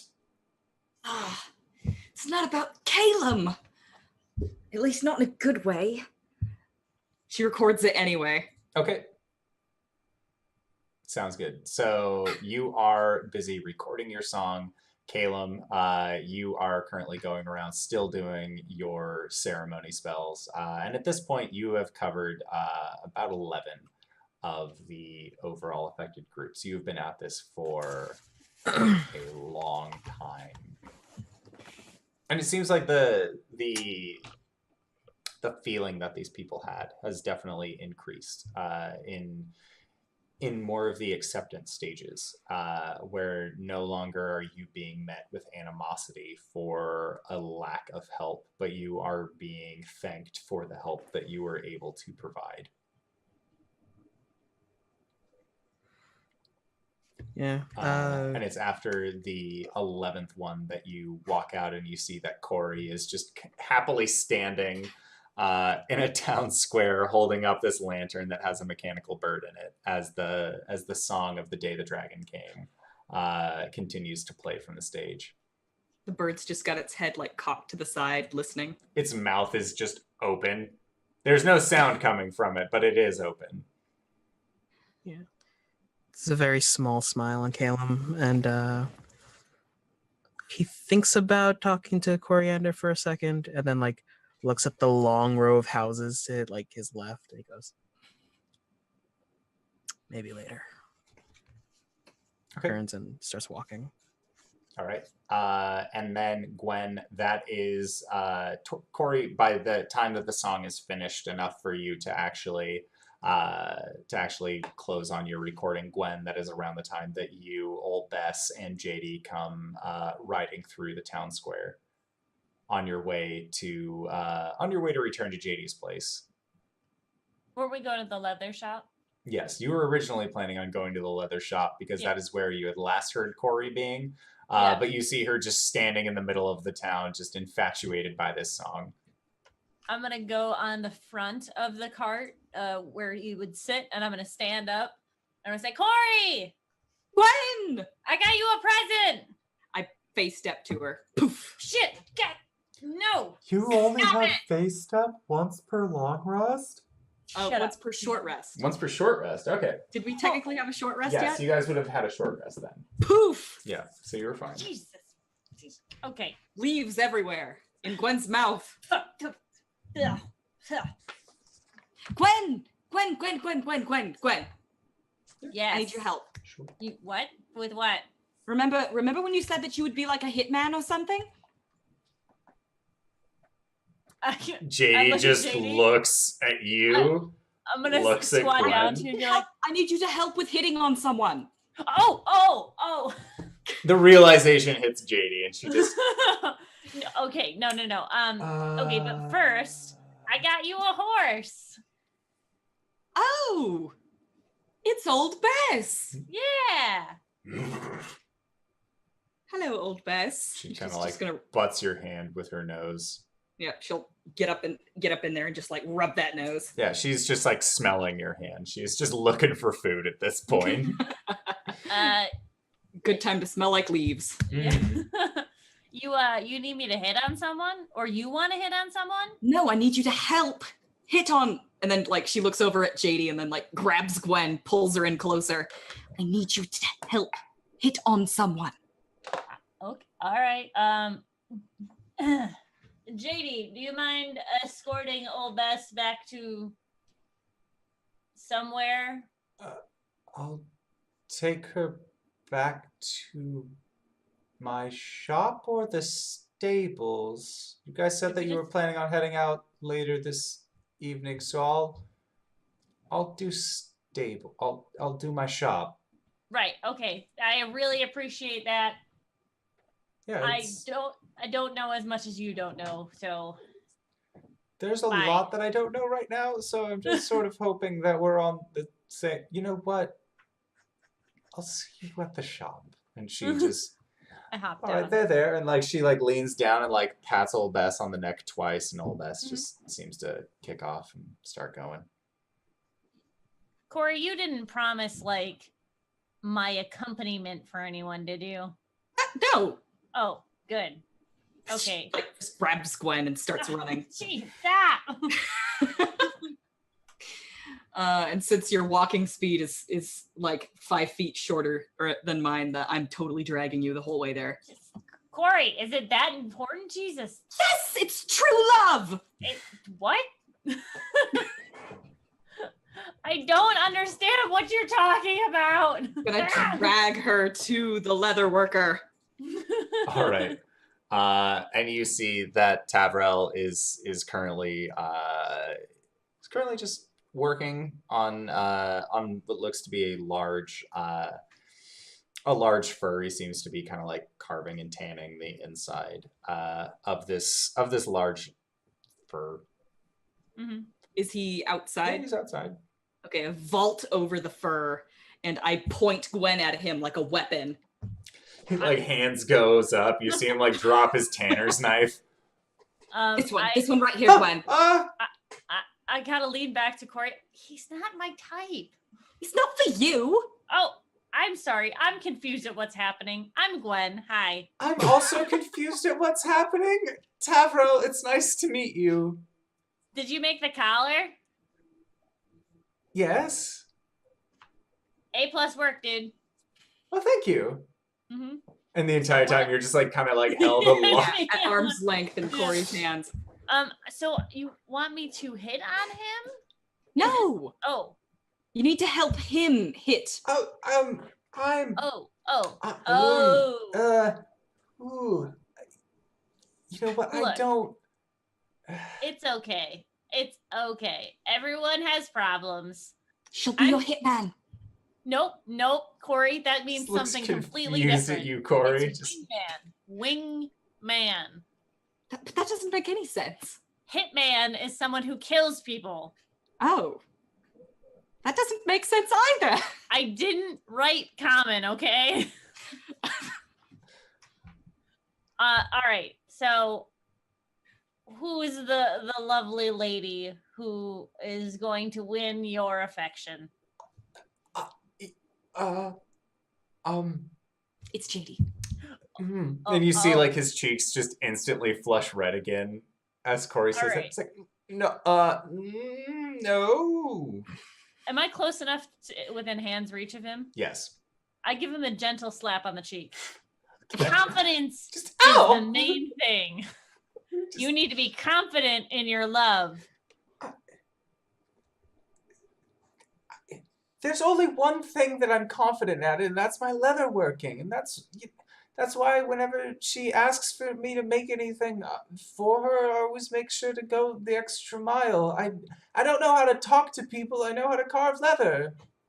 I'm just kind of like rubbing his cheek that just got slapped. Are you a good guy? I'd like to believe so. I try. You deserve love. Everyone deserves love. He's right. No, maybe right. not everybody. Some people are awful terrible and don't. But like, it's not my place. This is what you need to do. Step 1. Make JD something out of leather. Something meaningful. Oh, that's a good start. Step 2. Clean yourself up and deliver it to her. Step 3. Speak to her like a normal person. Normal person. Because you deserve love. You are good enough for her. Hello, you want to hold hands? No, okay, we're not there yet. Look at me, and I like put his hands in between his head in between my hands. You deserve love. I deserve love. You do. You are a wonderful person. I am a wonderful person. And you are the best goddamn leather worker in this goddamn town. And I am the best goddamn leather worker in this whole town. Now, what are you gonna do? I'm going to go and pick some flowers. Because they mean more than store-bought ones. Okay. And then I am going to make her a nice leather thing. I don't know what. I'll think about it while I'm picking flowers. Right. Okay. Make her armor. Girls love armor. Okay. Maybe I was thinking a bracelet. That's what I was thinking too, Cori. Do you mind, like... Can you please let go of my face? All right. And I let go. Oh. And I'll let go of Gwen. Oh, shit! Cori! What? Lower me first! Oh, sorry. All right. That was a lot to take in. I'll say. All right. I come off a little strong and I apologize. But sometimes you need a kick in the pants. Because you are what? I am a strong, independent leather worker who is capable of love. Who deserves love. Who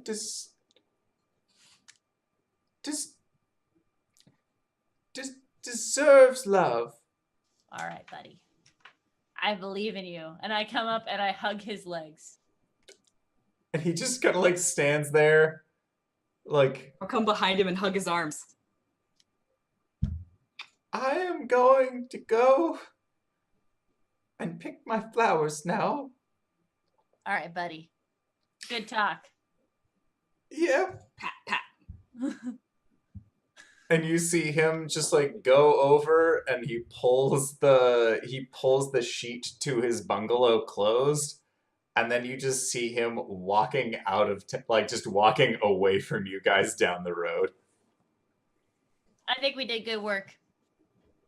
I think so too. High five. Sweet. Well, for me, it's a low 5. Well. Yeah. So now we need to prep JD for this interaction. What do we do now? Let's go back to her house and let's just talk him up. Okay. I can do that. Tell her how attractive he is. Okay. All right, cool. I can do that. Yeah. Okay. So yeah, you guys rush Pick back up to Gwen, JD's like place. football under my arm, and then run to JD. I do All right. the cat thing when they accept their fate and just like flop You just on. dead weight it. Yeah. Okay. So yeah, you guys get back and JD is tying up old Bess to the forge to make sure that she doesn't go anywhere, as well as is relatively close to being warm. And you can see from the open flap of the bungalow that Blake is currently just kind of sitting there, and Cybra has like crawled into his lap and is just sitting there, head on one of his legs. He's falling asleep. Jeez. I like baseball slide under old Bess and pop up. Okay. Yes. Hello. Nice. So we just got done doing something unrelated, and now we need. This doesn't have to deal with the hitman, is it? Because that sounded like a no, rather no. gruesome affair. She is. She's from the Feywild, so her, common isn't that great. Oh, the Feywild. That sounds rather lovely, actually. Yeah. But so I was thinking about we need strong people to help us cut the wood. Do you know any strong people in the town? Well, there's a human. His name is Torm. He's pretty strong. He would usually go out and cut wood. There's a half orc. We might need somebody with more finesse than that. Well, I mean, you probably want Galavan then. As much as I hate to admit it, he is rather adept in cutting down trees. The show off. Yeah. Then there's Waza Half Tusk. He's a half orc in town that you could probably commission to help you out with the wood. What? I like that. We're gonna take him. But you said there was someone who helped you with the collars. Oh, yeah, Like a tanner? Tavrel. Oh yeah. I'm gonna insight and see how she feels about it. To see if I can catch anything. Yeah. Make an insight check. Not that I know a lot about this. Sure. Can I assist? Yeah. Oh, you assist? Yes. That's a 15 or a 15. Wow. Okay, so a 15. The way that looks is that I just lean down and whisper whatever you're thinking. And she kind of looks at, when she mentions Tavrel, she doesn't seem there doesn't seem to be a whole lot of secondary context with the name being brought up. She says it in the same manner that she does most everybody except for Galavan, but Galavan mostly because it's one of those not that guy. Yeah. Oh, that dude. Yeah, maybe we should talk to him. He seems. Did you, Cori? Did you talk to him? Who, Galahad? No. That's the tanner. Oh, yes, I did. He was very nice. He was very charming, and he was very handsome. All right. He had lovely red hair. I mean, his hair is red, yes.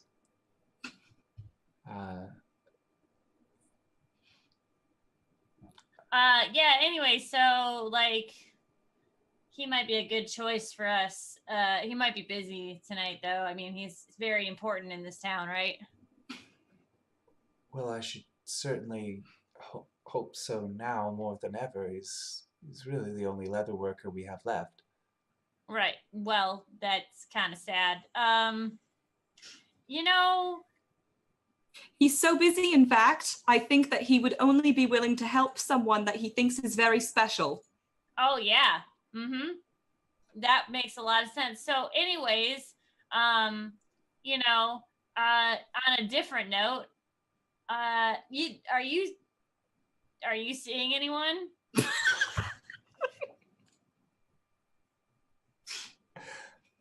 I mean, I'm seeing the two of you right now. Is this a question about my overall health? No, I mean like I understand your romantically. concern. Oh, I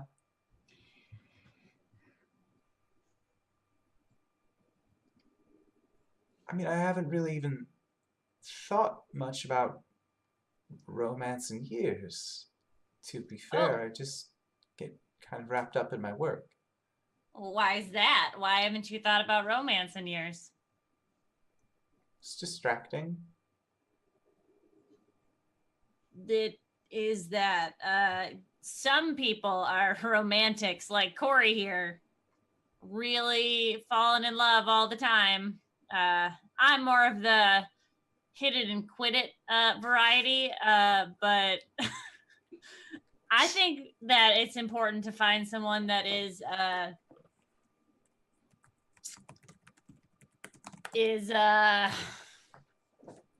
she motions to Cori to see if Cori can please help her because she doesn't know this part. Someone you can see yourself with for a very long time? That. Someone who completes you physically and emotionally. Like a religion of sorts? Are you missionaries? No. But we're kind of getting along the same line here. No, I'm just saying that you should leave yourself open to the possibility of romance is all I'm saying. Cori, is that what you're saying? That's exactly what I'm saying. So that's just a thought. We're gonna leave now. Are you gonna stay here? This is my house. Yep, okay. I think we've done all we can, Cori. What do you think? I think so too. We'll be back, maybe. Don't wait up. I pick up Gwen and I walk away. We take the cart. And yeah, I take Gwen in one hand and like old Bess's lead in the other, and I just walk away with my arms akimbo. Blake is still in the house, is he not? All of Oh, it. he saw all that. Okay, Blake was falling asleep whenever they walked in the door. He did not hear any of that because he fell asleep. All right. And that Gwen, is I think we're where good at this. Me too.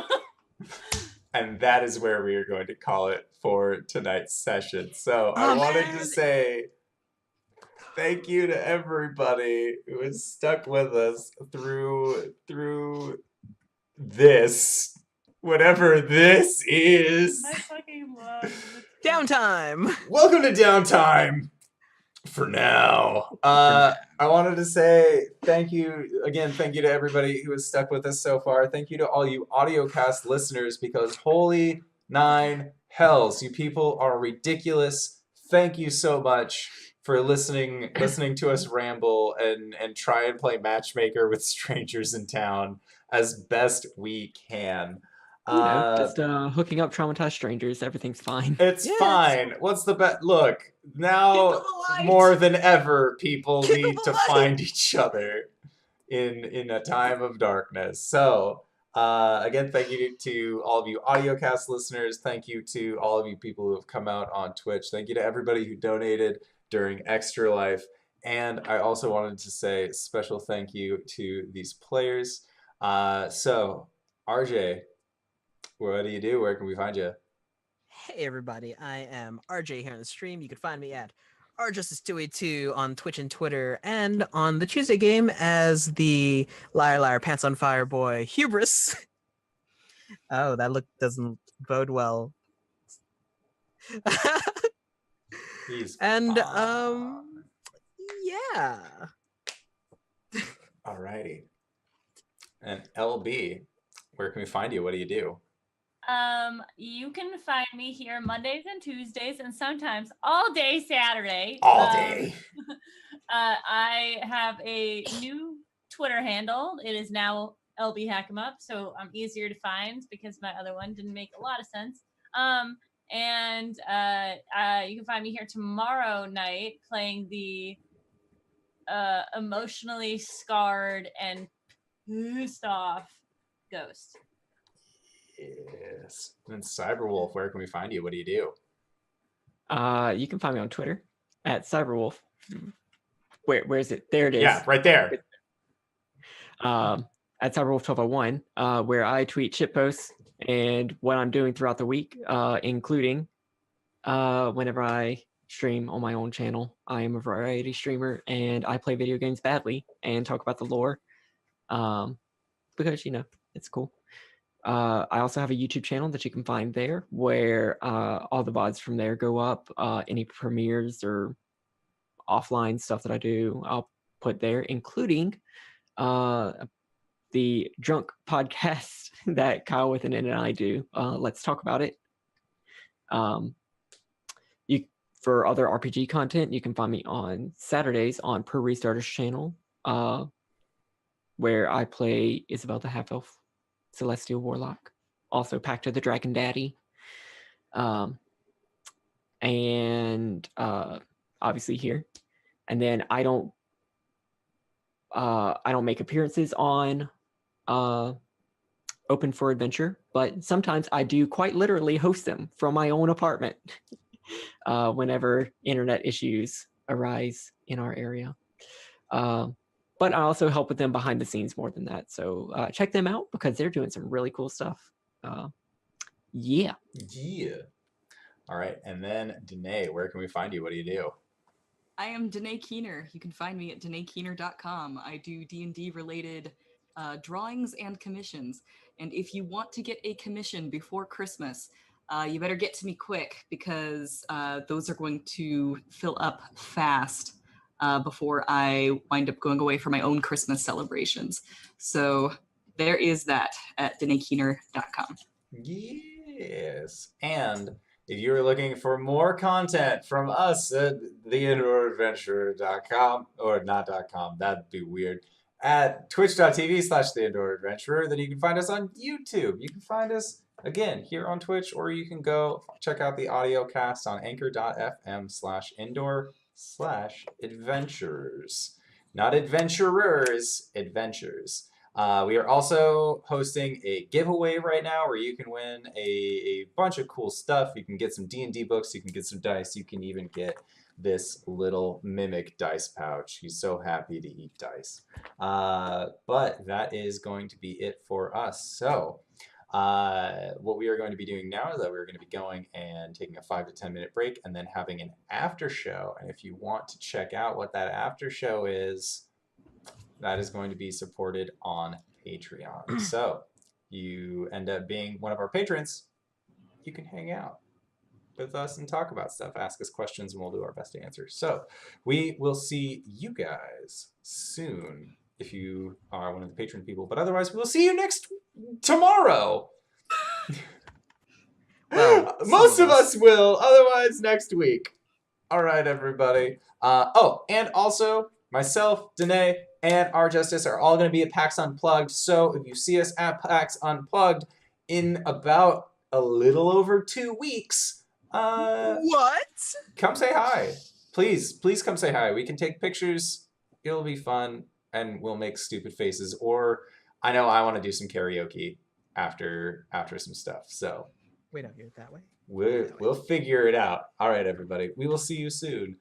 Bye-bye. Bye.